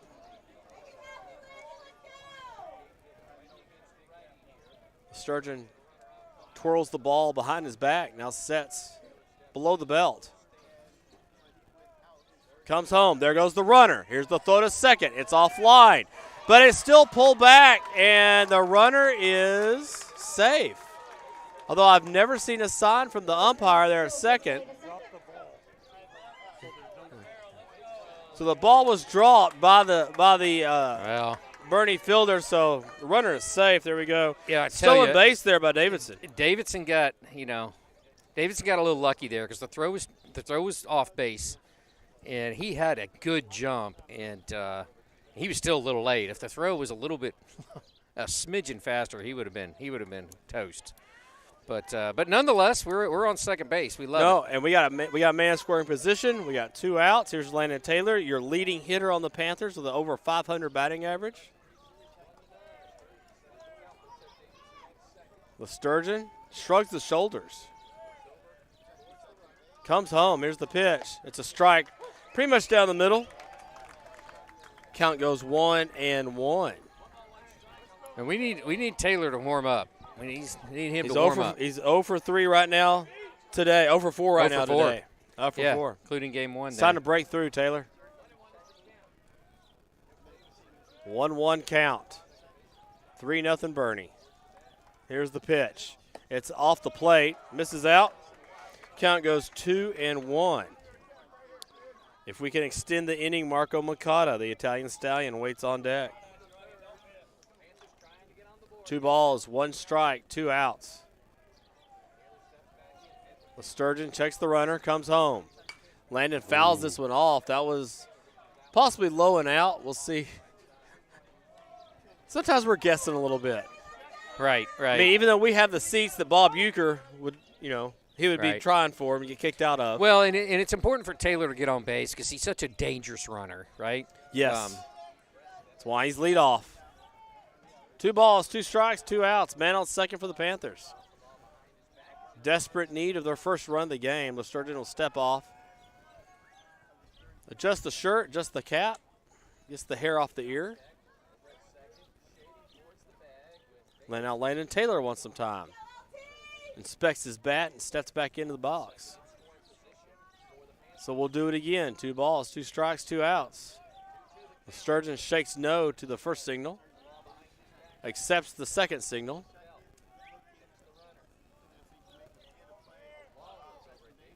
And adjusted his knees, and nothing's called. That ball is fouled out of play. Lance, I don't know if I'm seeing things to the net, but I thought I saw an adjustment with the pitcher there.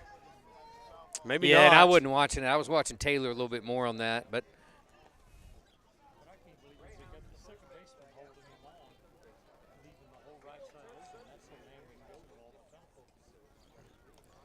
so we'll do it again after Landon fouls off that pitch. On second is Davidson. He reached on the fielder's choice and stole a base. This is the first Panther in scoring position tonight. Let's get us a hit in the gap. Score a Come run on. here. Get Taylor to second. 2 balls, 2 strikes, 2 outs. Checks the runner. The Sturgeon comes home. Landon watches strike 3. He thought it was low, but the home plate umpire disagrees, and the Panthers leave their first scoring opportunity at second. The 4th strikeout of the night for the Sturgeon, and after 3, the Greyhounds 3, Panthers nothing. We're down to 4 innings left unless the Panthers can find a way to break through. Well, you're listening to the Navarro Panther Network.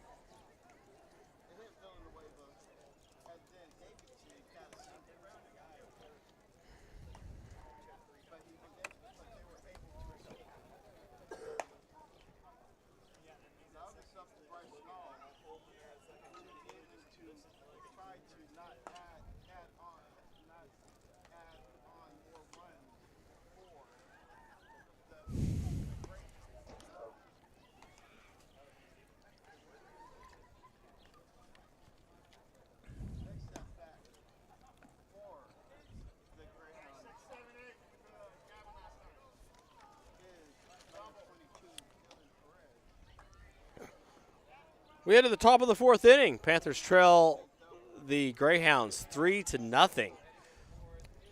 Greyhounds with a single run in the first, single run in the second. Stop me if you heard this before, Mr. Lance. A single run in the third. Off the top of the 4th inning. Yeah, and we don't need to allow any more runs right now. Not the way Sturgeon is throwing. No. This could get more difficult.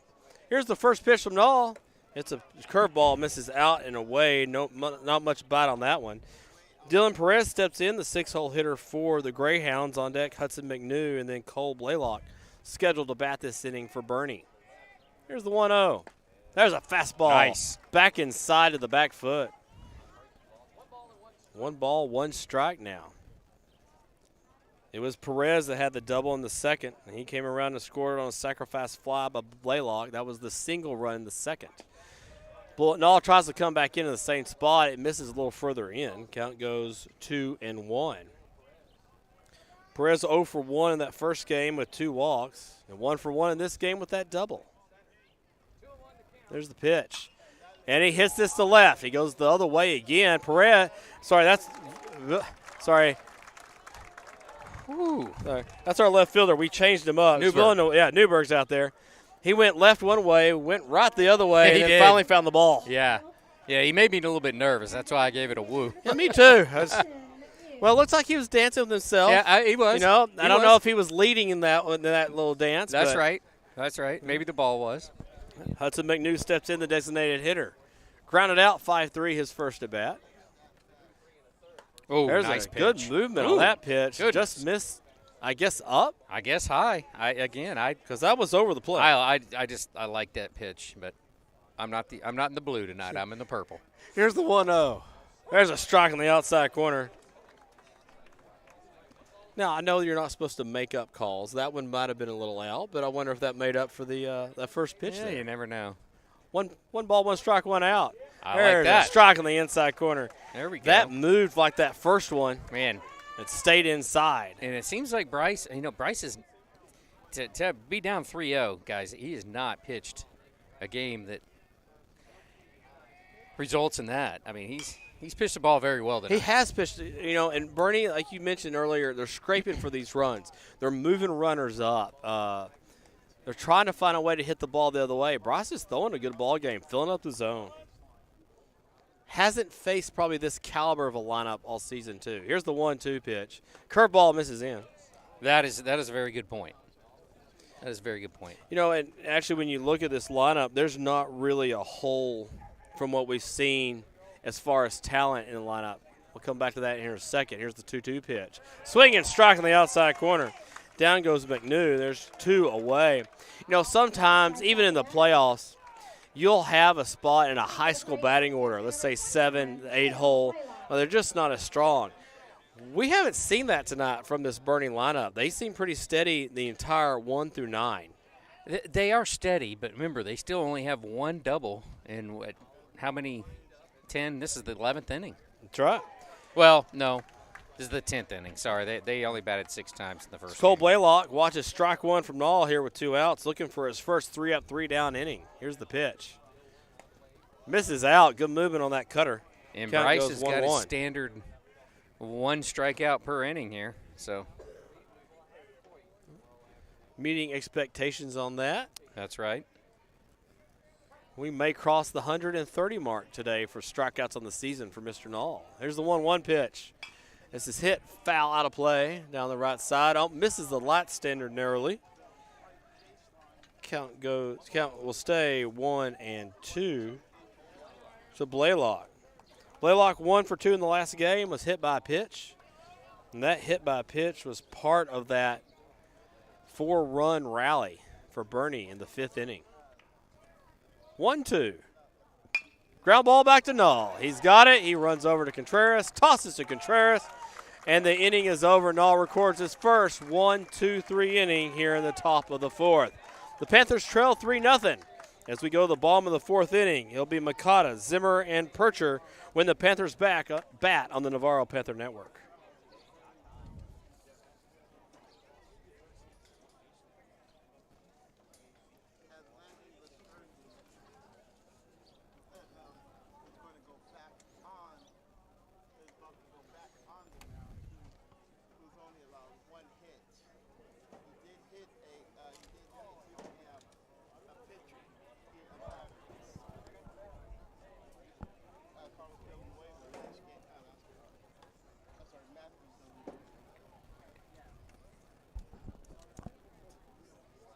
If you are hungry or thirsty, it is time to hit the concession stand. They will be closing at the top of the 6th inning, and we are now in the bottom of the 4th.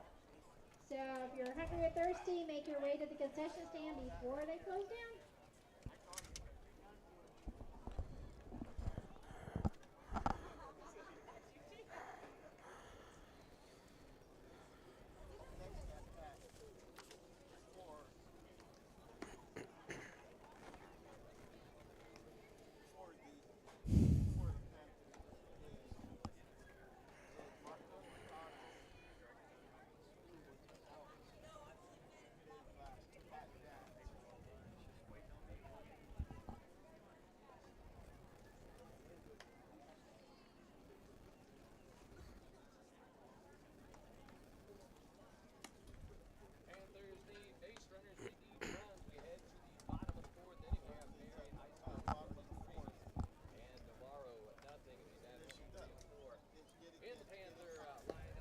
Lester Sturgeon back on for the bottom of the fourth inning for the Boerne Greyhounds, who have a 3-0 lead. Finally, though, in that top of the fourth inning, Brasnall recorded his first 3-up, 3-down stint, and the Panthers are able to keep the score at 3-0. As we head to the bottom of the fourth inning, Marco Makata, Cole Zimmer, and Blaine Percher will come to the plate. Panthers had one runner reach in the third inning, had a man in scoring position but left him stranded at second, and that has been the extent of the Panther offense today, in game two. And hey, I've got a big discrepancy of what that scoreboard says on the pitching.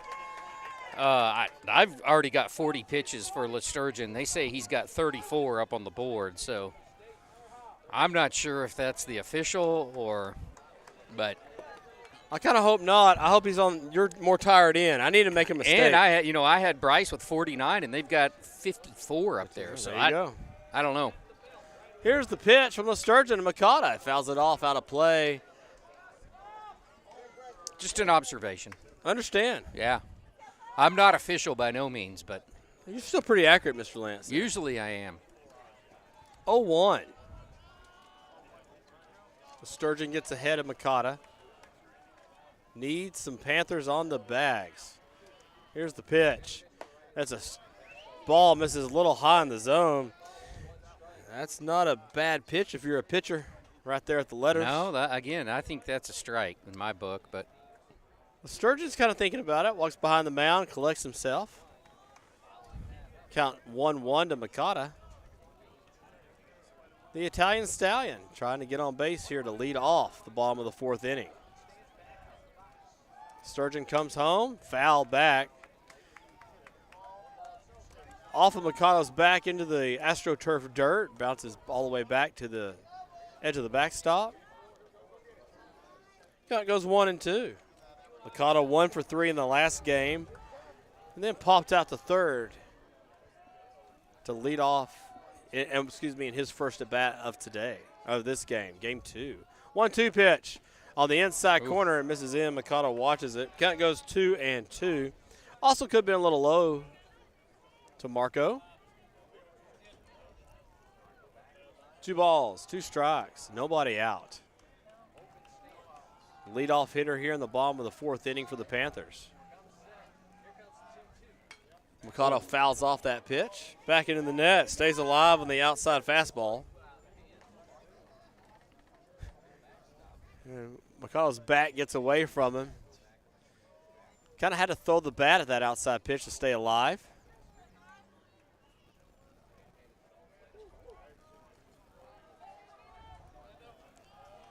Makata talking to the catcher.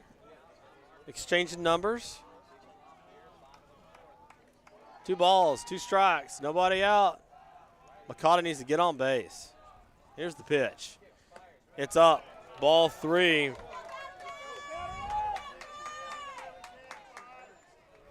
Well, if there's some way to wheel Marco on base here in the bottom of the fourth, let's try to get a walk or something.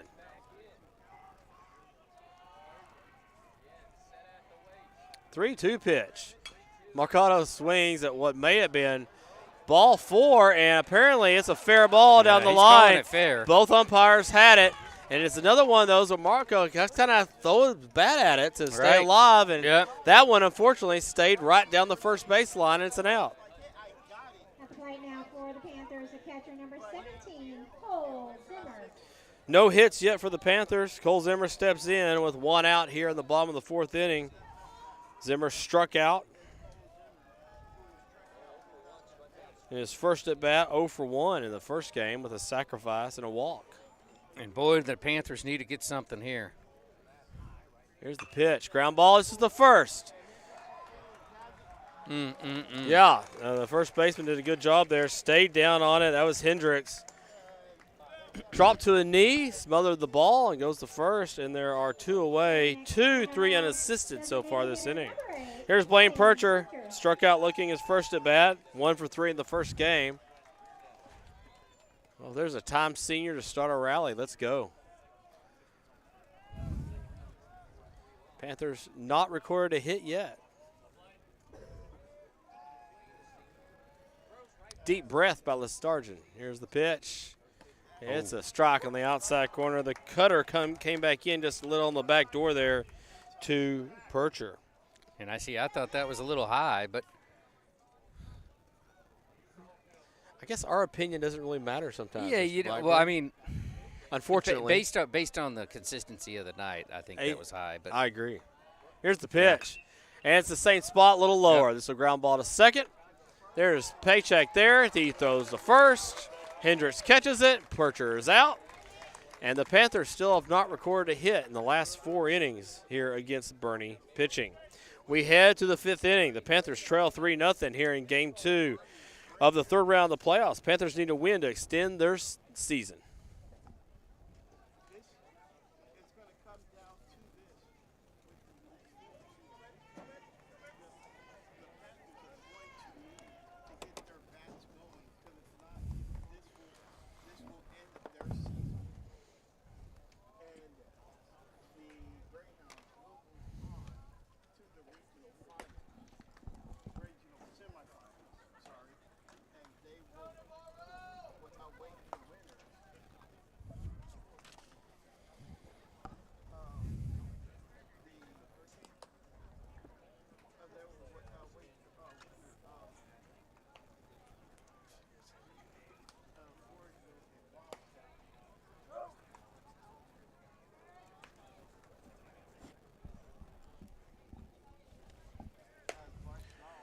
We head to the top of the 5th inning. I'd like to try to give you guys a shot here, if we can, of the Navarro faithful who have just lined up here in Marion for our Panthers. I'd like to thank all you that came out, all y'all that are watching there on the YouTube, the Navarro Panther Network. Panthers need some runs. Bryce Nall on to keep the game here at 3-0. 9-1-2 for the Boerne Greyhounds. First pitch is hit to center. Mercado's going to have to come over and come hard. He's there, and he pulls the ball down about head high. That was not dropping as much as I thought it was from here, but Mercado comes over and makes the play. Yeah. Makes it look relatively easy, too. 1 out. Center fielder number 11, Brooks Perez. 1 pitch, 1 out. Brooks Perez steps in. He has popped out to short and has walked. He scored in the 3rd inning. Here's the pitch from Nall. It's a strike on the inside corner. Comes in on the hands there of Perez. Perez has been trying to work the ball to the opposite field, so coming in on this batter is a good idea. 0-1. Here's the pitch. Out pitch down the middle of the plate. Foul straight back by Perez. Count goes 0-2. Cam Johnson waits on deck. He'll be the 3rd hitter of the inning for the Greyhounds. Defense playing mostly straight away is Moncada just a little to his left. There in center, strike 3 on the curveball low in the zone from Nall. Another strikeout just victim. great pitch, yeah. That was. I mean, that's darn near unhittable. I mean, it crosses the zone at your knees and just falls off. Cam Johnson steps in. He's 1 for 2. He has singled and grounded out.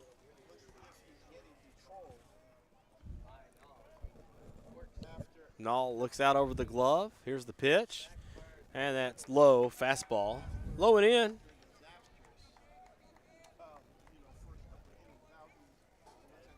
Cam Johnson 1 for 2 in the first game with 2 sacrifices. Nall comes home. It's up. Count goes 2-0, 2 outs here. Nall got 1 pitch, 1 out on Hill, who led off the inning. And then a 3-pitch strikeout to Perez. Here's the 2-0. Oh, that ball's up. I hear you, Lance. Ouch. Pretty good fastball there. Let her high across the plate for ball 3. And he'll miss up and in. Ball 4 there to Johnson. Coming to the plate now, second baseman number 5, Riley Pekacek. Riley Paycheck steps in. He has hit into a fielder's choice and struck out his second at bat. Went 0 for 3 in the first game. And will have a Greyhound on first with 1 out. Or 2 outs, excuse me. Here's the pitch. There goes the runner. Zimmer's up. The throw is the second, and it's not in time. Good speed from Johnson there. Johnson had a good jump, but also very good speed into second. It would have taken a really, really good throw from Zimmer to get him there. I mean, and I don't even know if he could have got him. The speed from Johnson is just because that throw was a hair high. Yes. But I don't even know if it would have got him if it would have been 2 feet lower. Nall was able to get ahead of the hitter, 0-1. Here's the pitch. Misses down. Zimmer smothers it. Good block by Zimmer. Keeps the runner at second. Count goes 1-1. Hut Hendricks is on deck. He has singled and hit into an E6.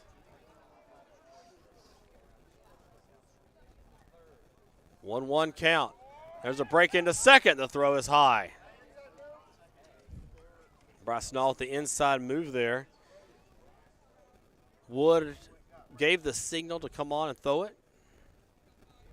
And if Johnson had been a step or two later, they would have had the runner at second. So 1-1 count.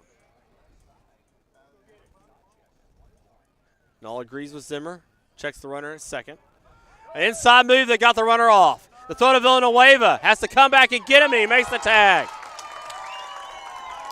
Johnson is saying that he missed the tag, but Villanueva came back and swapped the lead hand of the runner there, and the inning is over. Great inside move from Nall. Johnson was trying to take off. He had a good jump, but Nall is able to make a throw to Villanueva and end the inning and keep the score at 3-0. So let's look at the Panthers as we go to the fifth. It'll be Nall, Newburgh, and Villanueva. Panthers need some runs. They need them quick. We head to the bottom of the fifth inning. It's 3-0 Greyhounds.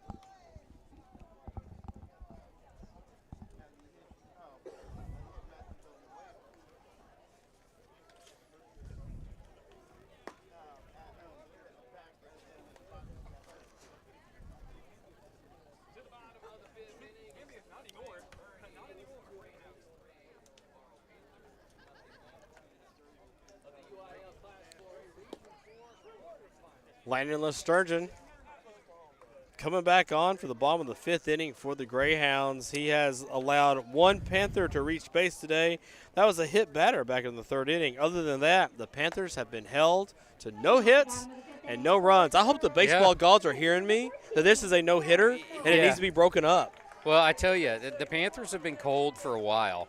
Not just this game, but going back into game one.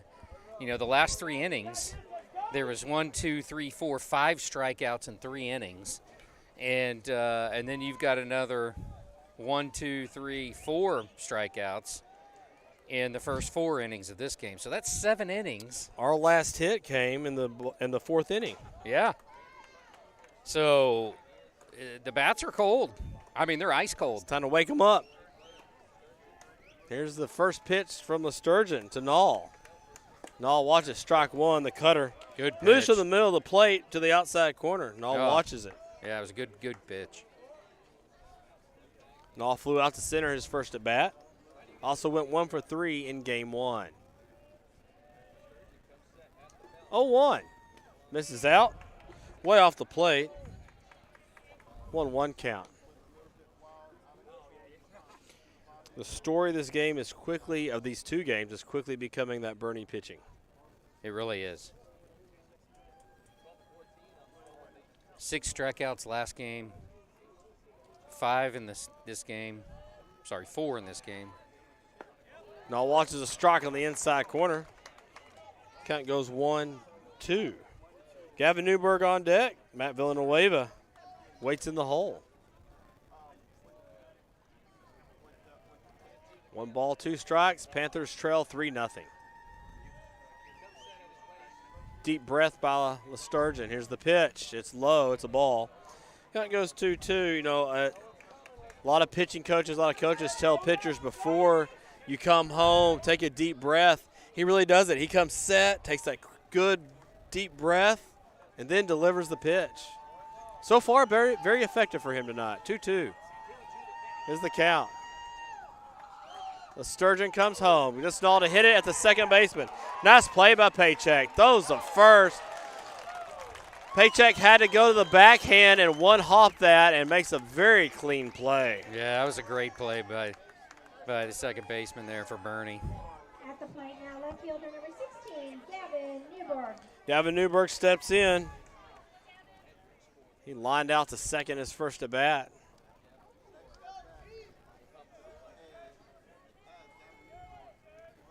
Right now, I don't know if we need to take a heater down there, start throwing the bats out of the dugout, something. The Sturgeon, here's the pitch, square to bunt. Not a bad idea by Villanueva, Newberg, excuse me, as everyone was back. The whole infield was back. Third baseman has now come in there, Preston, for the Greyhounds. He was behind the third base line. Yeah, in a 3-0 game, right? He's trying to find a runner. We got to get a runner. Let's back up and start from the beginning here. 0-1. Here's the pitch. Hit foul. Past the dugout on the first base side. And boy, I tell you, Clay, the humidity has shot through the roof. Yes, it has. And the wind is gone. It is gone. No wind, high humidity. I'm glad I'm not catching tonight. Yeah. You can feel, I mean, there's storms or I haven't looked at the radar, but they got to be getting close. They're a ways away from us, but I'm sure the atmospheric energy is being sucked that direction right now. Here's the 0-2 pitch. Up high. Good 0-2 spot if you're the pitcher. Try to get that hitter to swing at that high fastball. Sometimes it looks nice and pretty. 1 ball, 2 strikes, 1 out. Newberg looking to get on base. The curveball misses in. Count goes 2-2. Newberg with 1 for 3 in the first game. We mentioned the pop out, the line drive to second in this game. On deck is Villanueva. He's the lone Panther to reach base tonight. He reached on hit by pitch. We had a fielder's choice later in that inning. 2 balls, 2 strikes, 1 out. Here's the pitch. Strike. Oh, fouled off. That pitch moved off the play. That cutter moved out. I mean, that was. And we saw, who was it? Is Makata that had to throw the bat at that pitch to stay alive. Yeah. That's what Newberg does here. Yeah, the Panther batter's just out of sync in all different ways at this point. They cannot figure Lesturgeon out. 2 balls, 2 strikes, 1 out. We'll do the 2-2 again. Here's the pitch. Strike 3, swinging. It gets away from the catcher. Blaylock's going to have to throw to first. The throw is late and goes into right field. So on the strikeout E2, the Panthers will get a runner. And Lesturgeon feels that one because it was a good pitch. He had him another strikeout, and he goes to his knees as you see him. He mad at himself a little bit there. So Blaylock goes out to the mound, talks to Lesturgeon for a second. Panthers have a runner on base. We need to tack onto that just a little bit more. Matt Villanueva will come to the plate with 1 out. On deck. Well, there's your base runner, Carlos Contreras. Hey, I got a base runner. I need a couple more. I'd like to be back here Saturday at 2. Man on first. Lesturgeon looks over at the runner. Takes a deep breath, sets below the belt. Looks down, comes home. Here's the pitch, strike. Ooh. Swinging the fastball up in the zone there to Villanueva. Villanueva hitless on the night, 0 for 3 in the first game, hit by a pitch off the helmet in the third.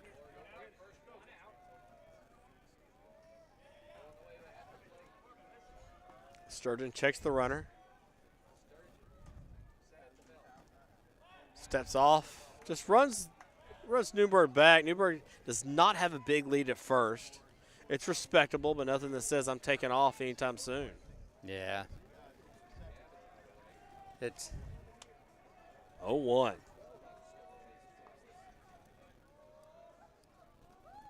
The Sturgeon comes up. There goes the runner. It's a hit and run. The throw to second is very high, and the tag is still made. Here comes Coach Cavazos. He's going to ask probably for some help on that. Problem is, I'm not sure where you're going to get help from. At least ask for an explanation because that throw was high. The throw was high.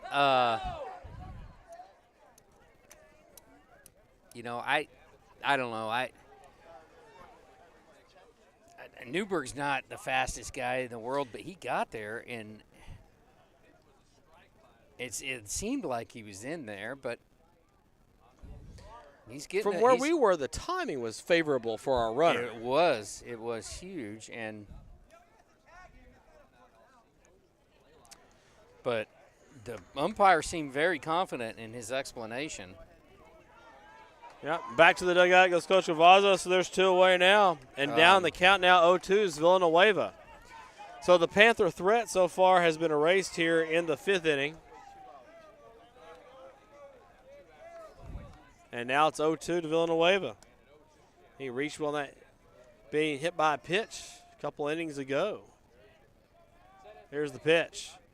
Strike 3, swing on the outside corner. Down goes Villanueva, and down go the Panthers in the 5th.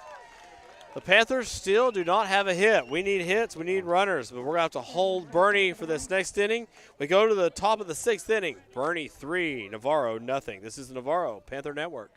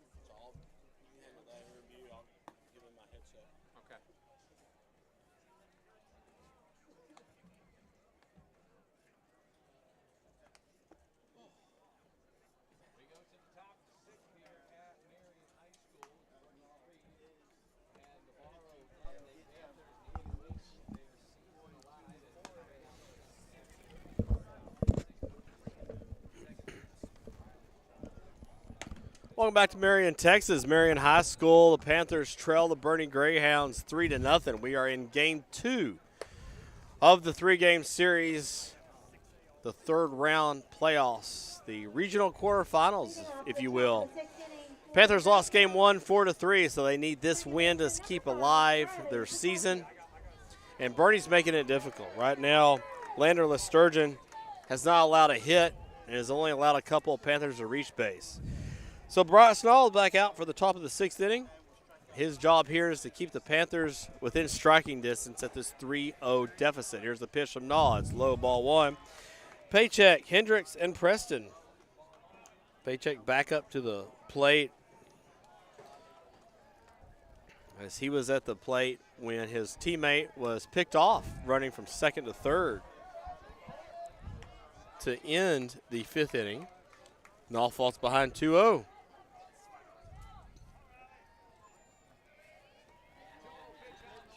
Strike 1. It's all fastball I liked high up in the zone. Count goes 2-1. Paycheck reached on a fielder's choice back in the 1st. Struck out swinging in the 3rd. And did not record a hit in the 1st game. There's strike 2. Nall stays on the outside corner. I like that. Those are tough pitches to hit. And they're strikes all the way. 2 balls, 2 strikes, nobody out. Bryce Nall is definitely settled in here. Here's the pitch. And this is hit hard past Villanueva at third. Next time I'm not going to say that, Lance. Well, that was just a well hit ball, right? Yep. Well hit ball past Villanueva at third. Line drive. Probably up a little bit in the zone than where Null wanted. So a leadoff hitter reaches base for the Greyhounds. Hut Hendricks comes up, the first baseman for the Greyhounds. He reached on an E6 and has a single back in the first inning. And now the Panthers have to go to work to just keep this at a 3-0 deficit. Null sets it the letters, comes home. Oof. Misses up and out. Ball one. Jace Preston's on deck for Boerne. Here's the bunt. Pulls back. Zimmer throws a second. And late getting there is Davidson. Mikado is there to pick up the ball as it trickles out into center field. And advancing to second base, his paycheck, and that puts a man in scoring position for the Greyhounds. They've been very good this game at converting in that situation.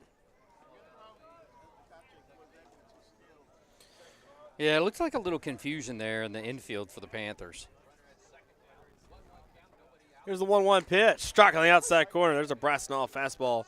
Those are very, very, very difficult to hit when they're thrown like that. Yeah, he's senior throwing some heat tonight. Headed to Lubbock Christian next year as a pitcher. Here's the pitch, the 1-2. Hit well to left field. Villanueva goes back. Mikado calls him off. He's there, makes the play, and there he is now, one away. Man, Marco came a long way from center to help make that play. Yeah, and he's done that a bunch last game and all day today. Jace Preston.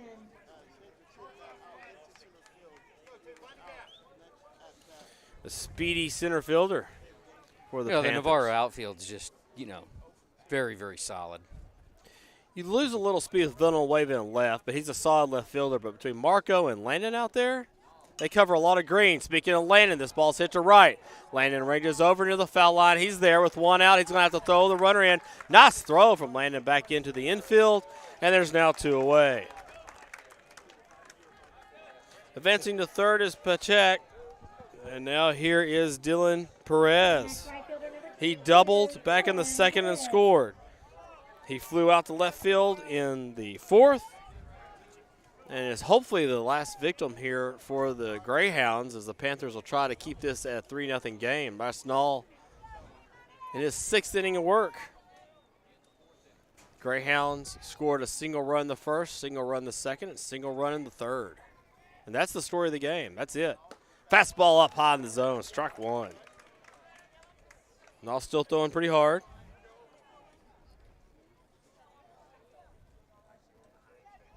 But check on third. He advanced to second on a stolen base, and then on a sac fly to right. Moved to third. Here's the 0-1. There's a strike on the outside corner. Backdoor cutter. Count goes 0-2.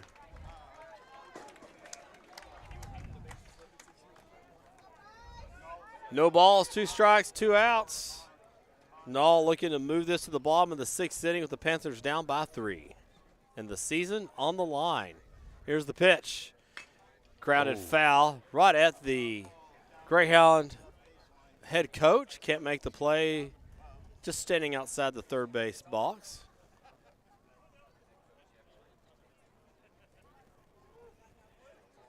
Oh-2.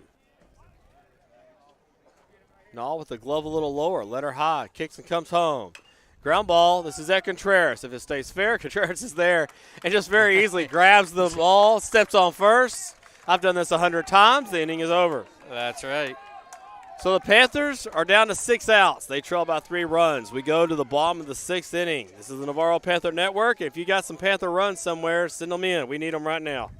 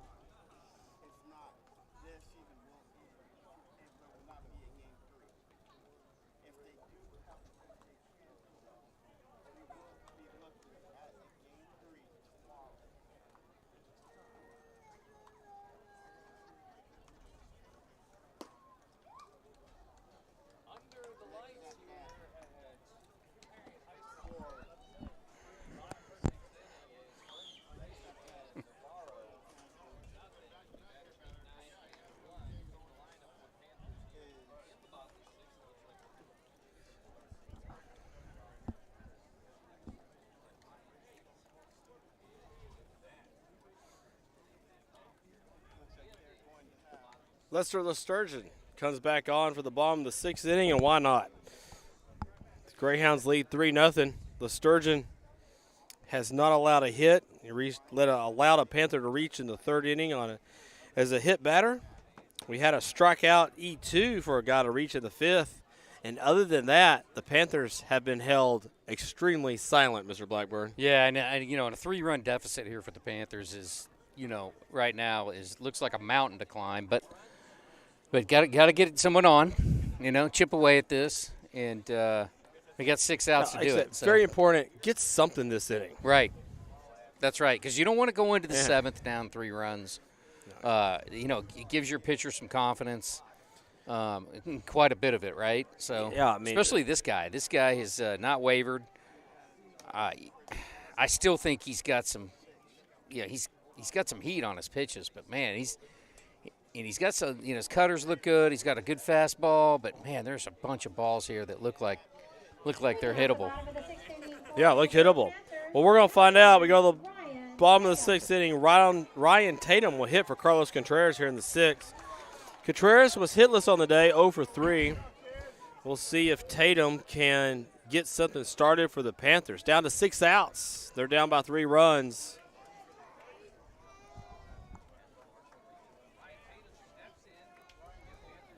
Tatum trying to be a spark plug for the Panthers. The Sturgeon comes home. There's strike 1. The cutter moves from the inside, middle of the plate to the outside. Yeah, that'd be a tough pitch to hit no matter what you do. 0-1 out of Tatum. On deck, Austin Davidson. 8, 9, and 1 here for the Panthers. Here's the pitch. It's a strike. That's a good strike. About knee high, outside part of the plate. Count goes 0-2, so Tatum's going to have to go to work here.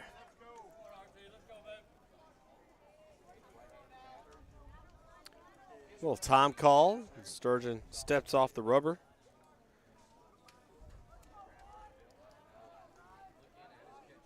Defense playing pretty much straight away, but shallow in the outfield. Here's the 0-2. Misses out. Tried to get Tatum to go fishing a little bit.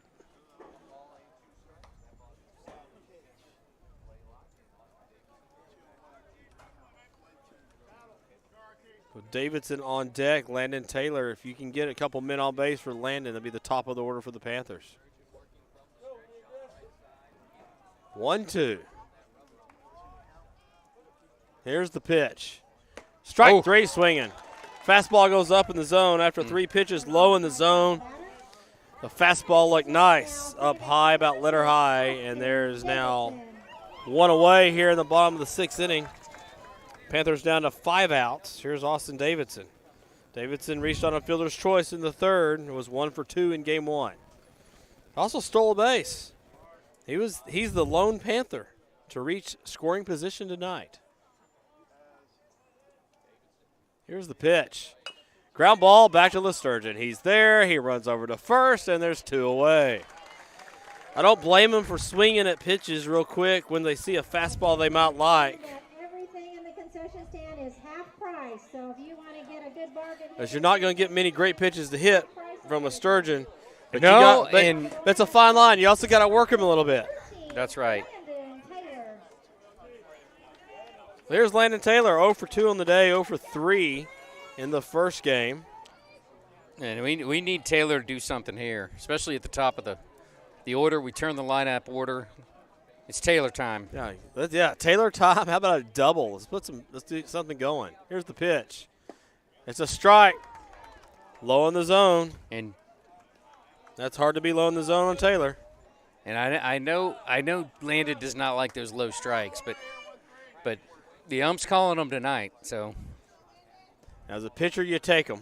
Yeah. But Landon's tall. That's a tough low strike. 0-1. Now from the Sturgeon. Here's the pitch. Now Landon feels like he's got to swing at that pitch, and they say he swung. Thought about halfway through and couldn't pull the bat back in time. Count goes 0-2. If the inning continues, Marco Makata is on deck. Otherwise, Makata would lead off the bottom of the 7th. 0-2 count. 2 outs. Taylor steadies the bat on his shoulder. Here's the pitch, and the pitch is up, inside, fastball, designed to make Taylor think about swinging at that one. Counts 0-2. 1-2. I don't know if this count is what you have, Mr. Lance, but looks like the 80th pitch of the game here. Unless I have my numbers reversed. Here's the pitch. Yeah, your numbers Slow. are reversed, but again, I think one inning they were adding pitches for one side when they shouldn't have been. So I don't that's dead to me at this point in the game. So Yes, sir. I think it's about 5 pitches off each way. Here's the pitch. Landon Taylor watches the outside fastball, takes a deep breath in relief that was called a ball. Count goes full, Mr. Taylor. So where do you have Mr. Sturgeon? It's he's probably got 5 more pitches than what they've got showing. So he's probably at 74. Okay. And I think Bryce is probably around. See, they added another one there. Bryce is probably around 74 as well. So Gotcha. I just want some fatigue to set in for this guy. Full count, 3-2, 2 outs. Landon Taylor needs to get on base. Panther faithful with a slow clap. Here's the pitch. Landon fouls it off. Stays alive.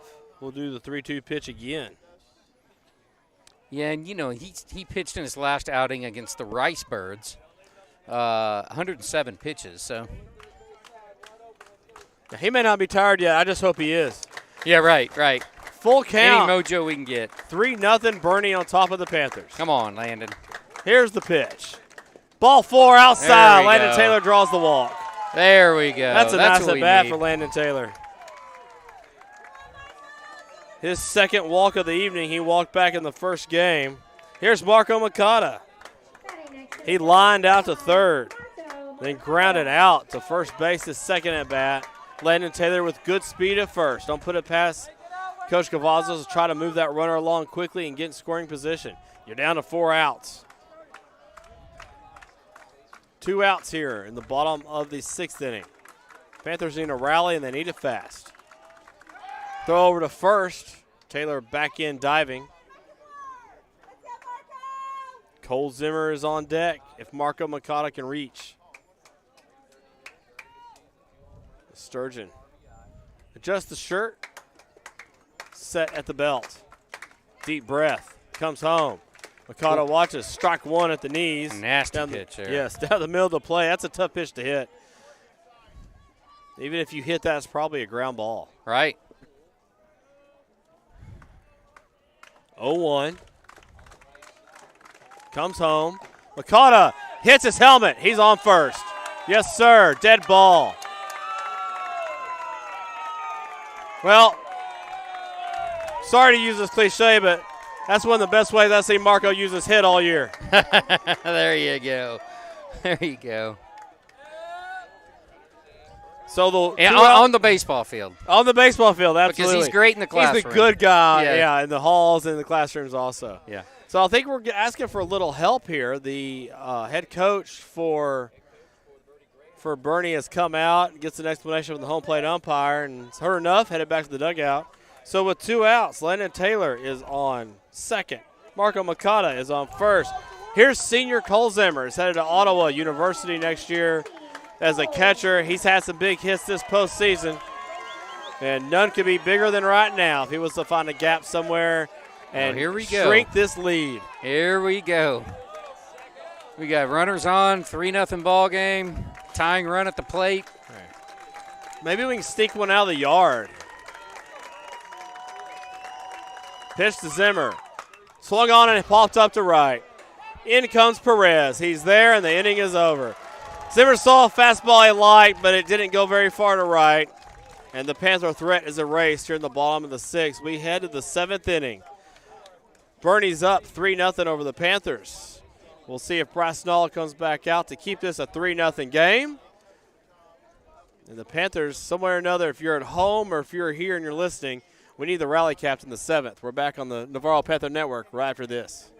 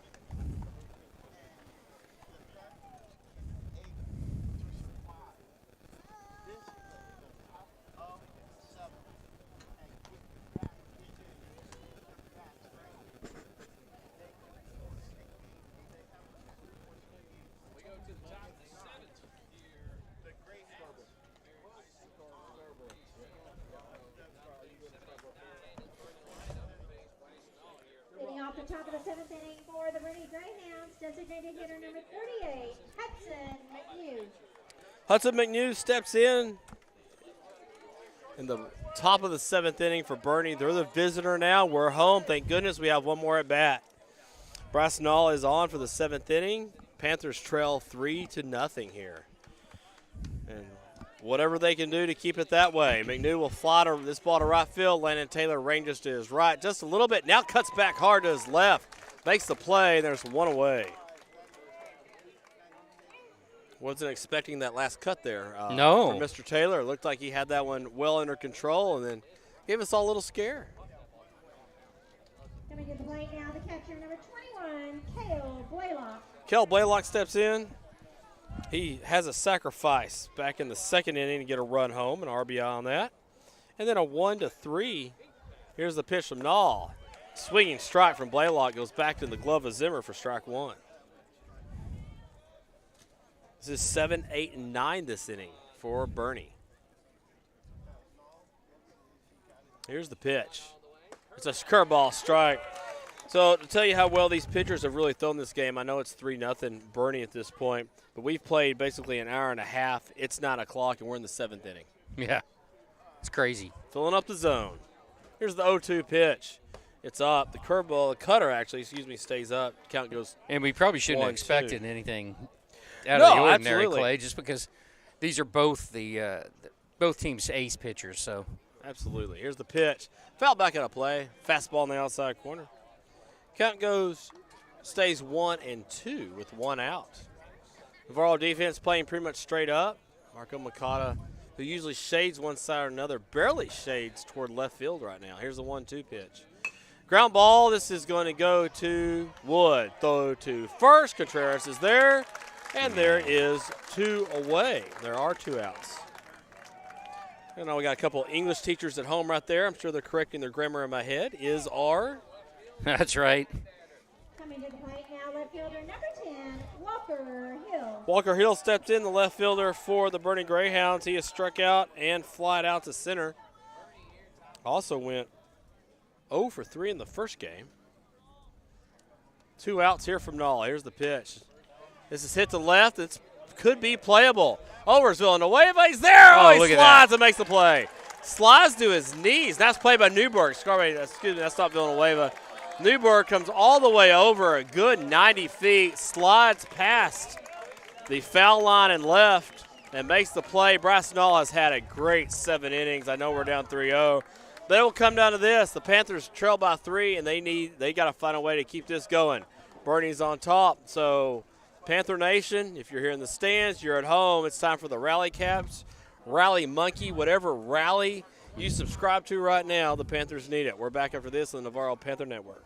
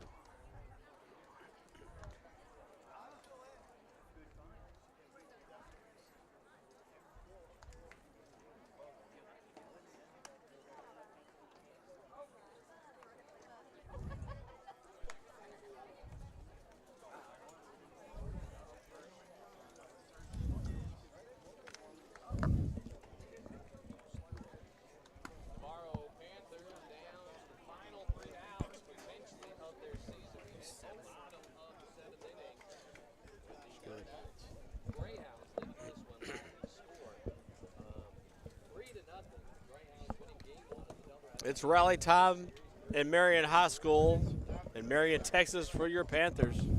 They trail by 3 runs here in the bottom of the 7th inning. Boerne scored 1 run in the first, 1 run in the second, 1 run in the third.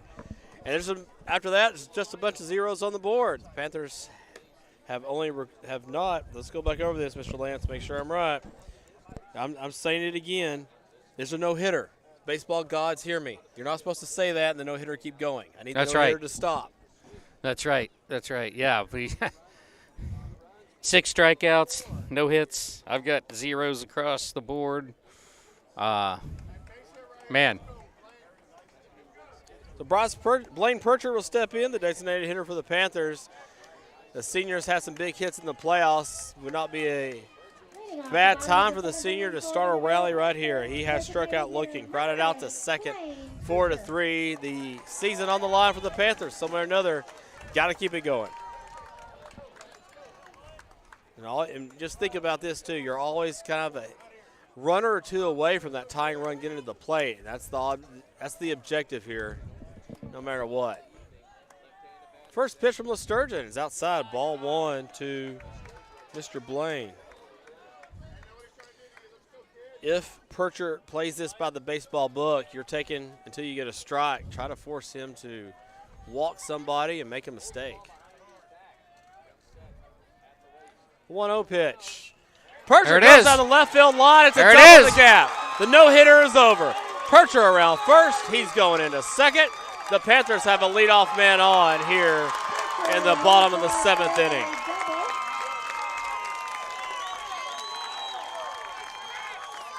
They heard me that time, Mr. Lance.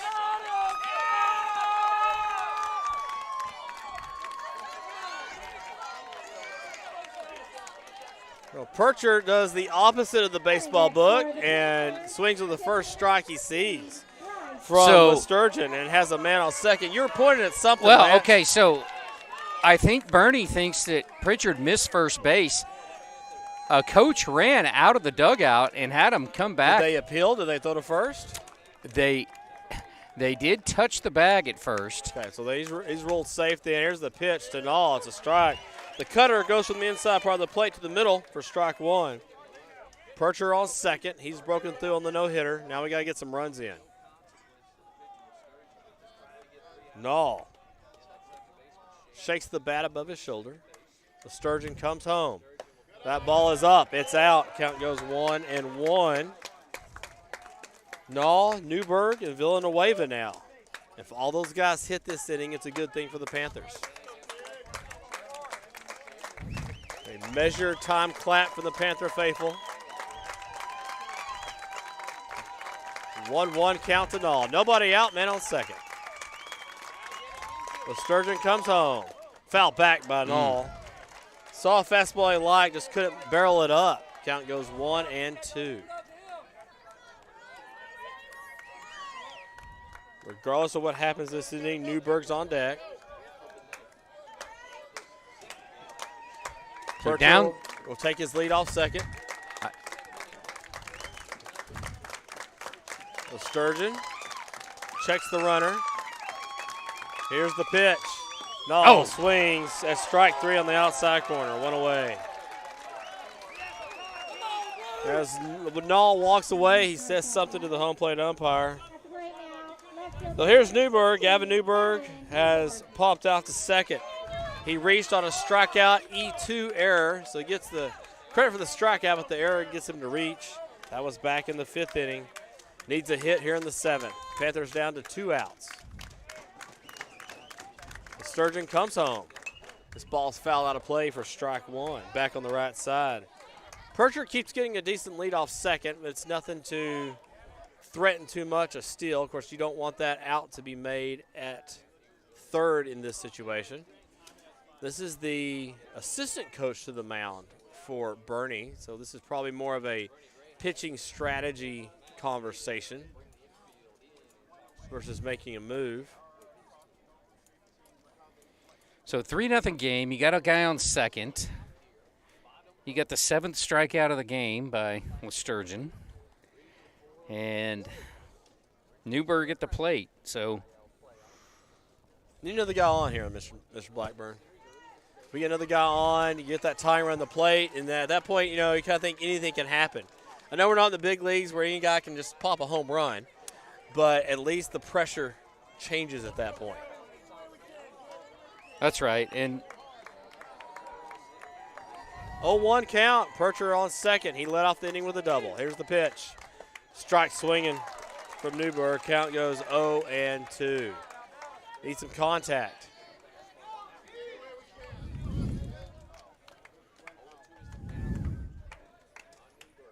Pritchard with the lead. 0-2 delivery is low. It's a ball.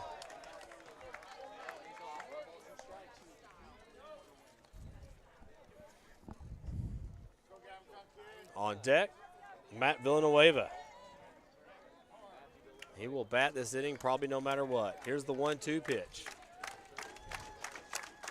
Hit to second. He'll move the runner up, but it's probably the second out of the inning. There it is. So paycheck to Hendricks is the second out of the inning. Navarro finds themselves down to their final out, potentially of the season. Third baseman, number 11, Matthew Villanueva, 0 for on the day, 0 for 3 in the first game. He was hit by a pitch and reached base in the third inning and struck out in the fifth, and has a chance to keep the Panther hope alive here in the bottom of the seventh inning, down 3-0 to Boerne.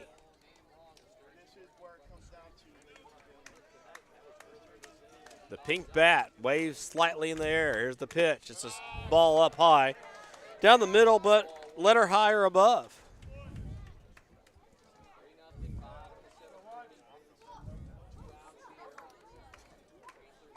Villanueva with Percher on third.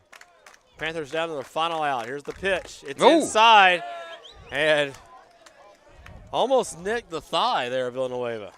Yeah, I thought for sure that he might get hit. I thought there maybe was an extra sound there too, but 2-0 count. Don't swing at anything you don't like here, kid. 2-0 pitch. It's a ball high, 3-0. There you go. go. Definitely don't swing anything you don't like here. That's right. On deck, Carlos Contreras. He re-entered the game after Ryan Tatum hit for him in the sixth inning. We hope to see him and Austin Davidson this inning. 3-0 count, 2 outs. Man on third, down 3. Here's the pitch. It's a ball 4. Low and out's the fastball. So the Panthers will have a man on first, a man on third. I would imagine that Villanueva will head down to second at some point here, and Boerne may not be worried about it at all. And that's his second walk of the evening. 7 strikeouts, 2 walks. Which is almost what we saw his average was against El Campo. That's right. Very similar line he's putting in here. Caleb Thomas is going to run, has a little extra speed, if you will. He'll run for Villanueva. So Thomas, that puts in play, hopefully he goes to second at some point here.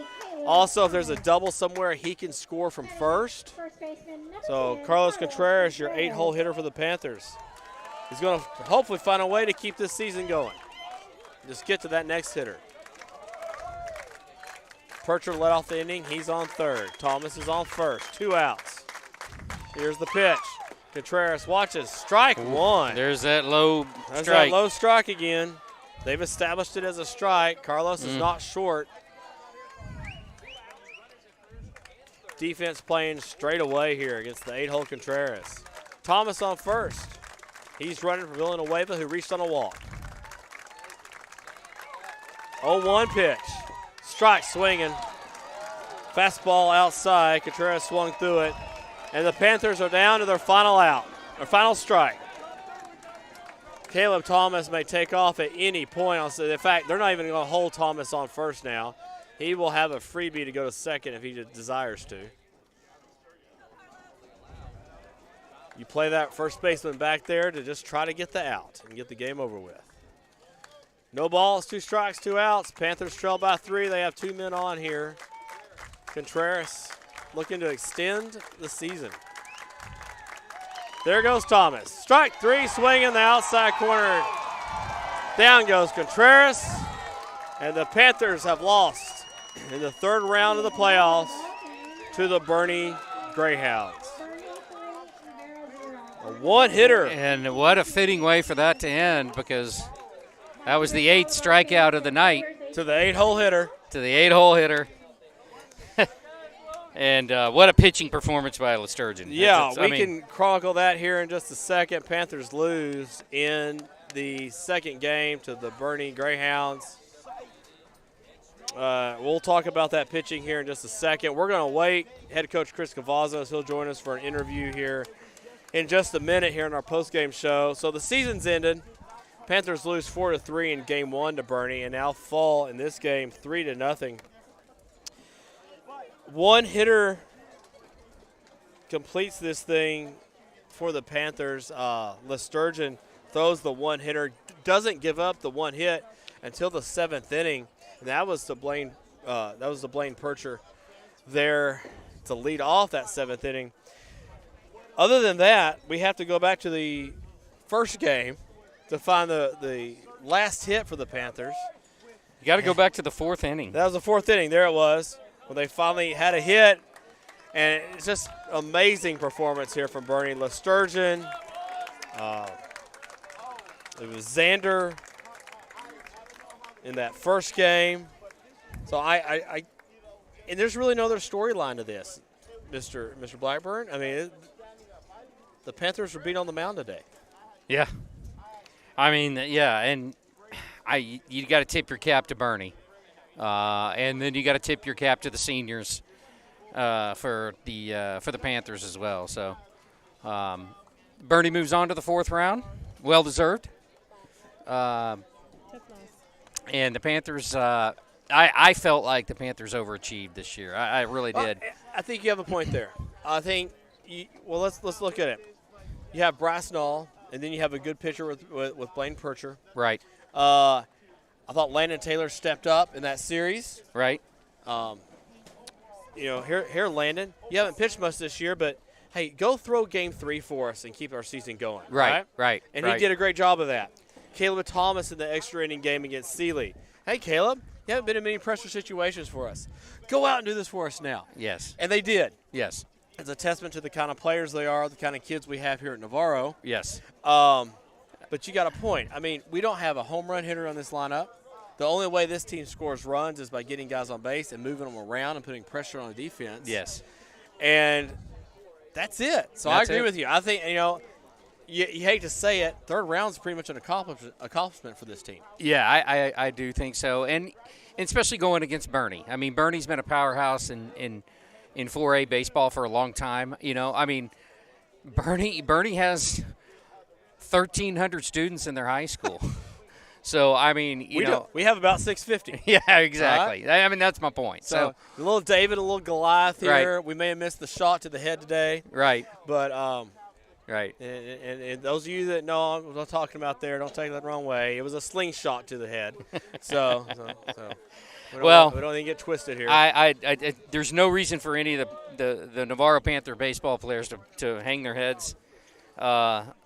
They played well throughout the year, and they can't. The bats got a little cold tonight for sure, but they ran into buzzsaw pitching. That's but what hey, happens.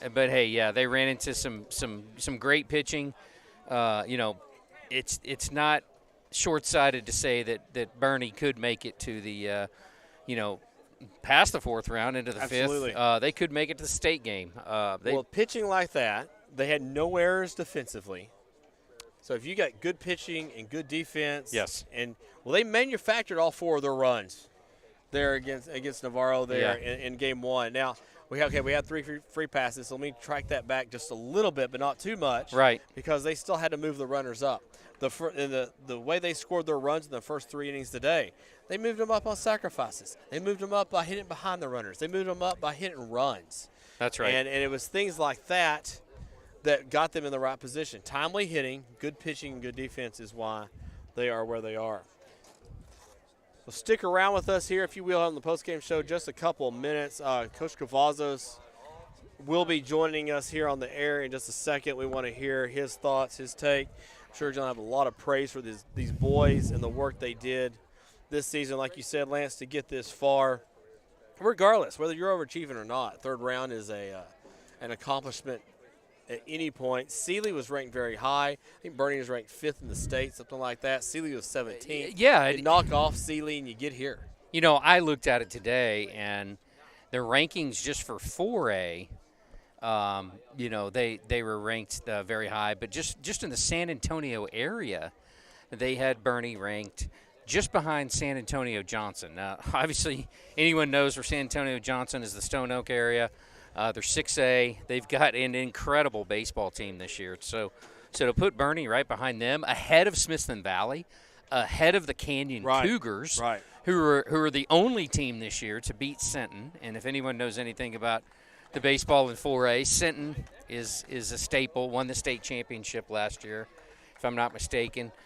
Cal Allen, those are all pretty household names in baseball in this area. So yeah, they don't have any reason to hang their heads at all.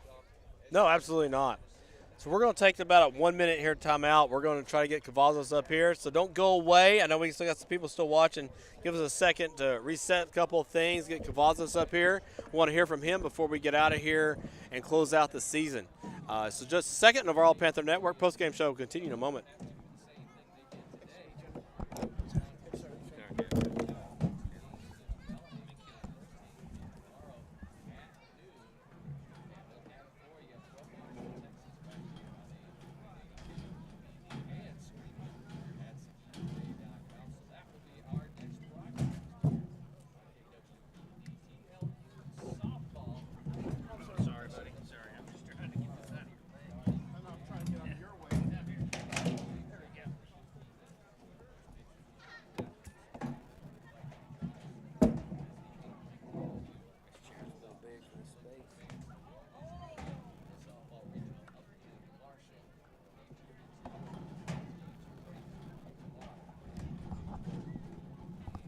Welcome back to the Navarro Panther postgame show. Panthers fall in game 2, 3-0. They fall in game 1, 4-3. So that will end the Panther season, unfortunately, here in the round 3 of the baseball playoffs. But as we wait on Coach Cavazos, I see him now leaving the field. I want to thank you, Lance. Thank Hank Dieter. I want to thank the Panther Posse. We wrap up also a broadcast season here tonight. The Panther Posse donated some equipment to us. We were able to live stream football, volleyball, basketball, softball, baseball. If we had the rights, we could have done some band. The music we have to have the rights for. Right. And we probably could have done theater too if we had the rights. We got one play in, right? We did. We get one play in the beginning of the year. That's right. So thanks to you guys, because this is a whole new era, if you will, in Panther sports. So we really appreciate that. Yeah, and it's been fun.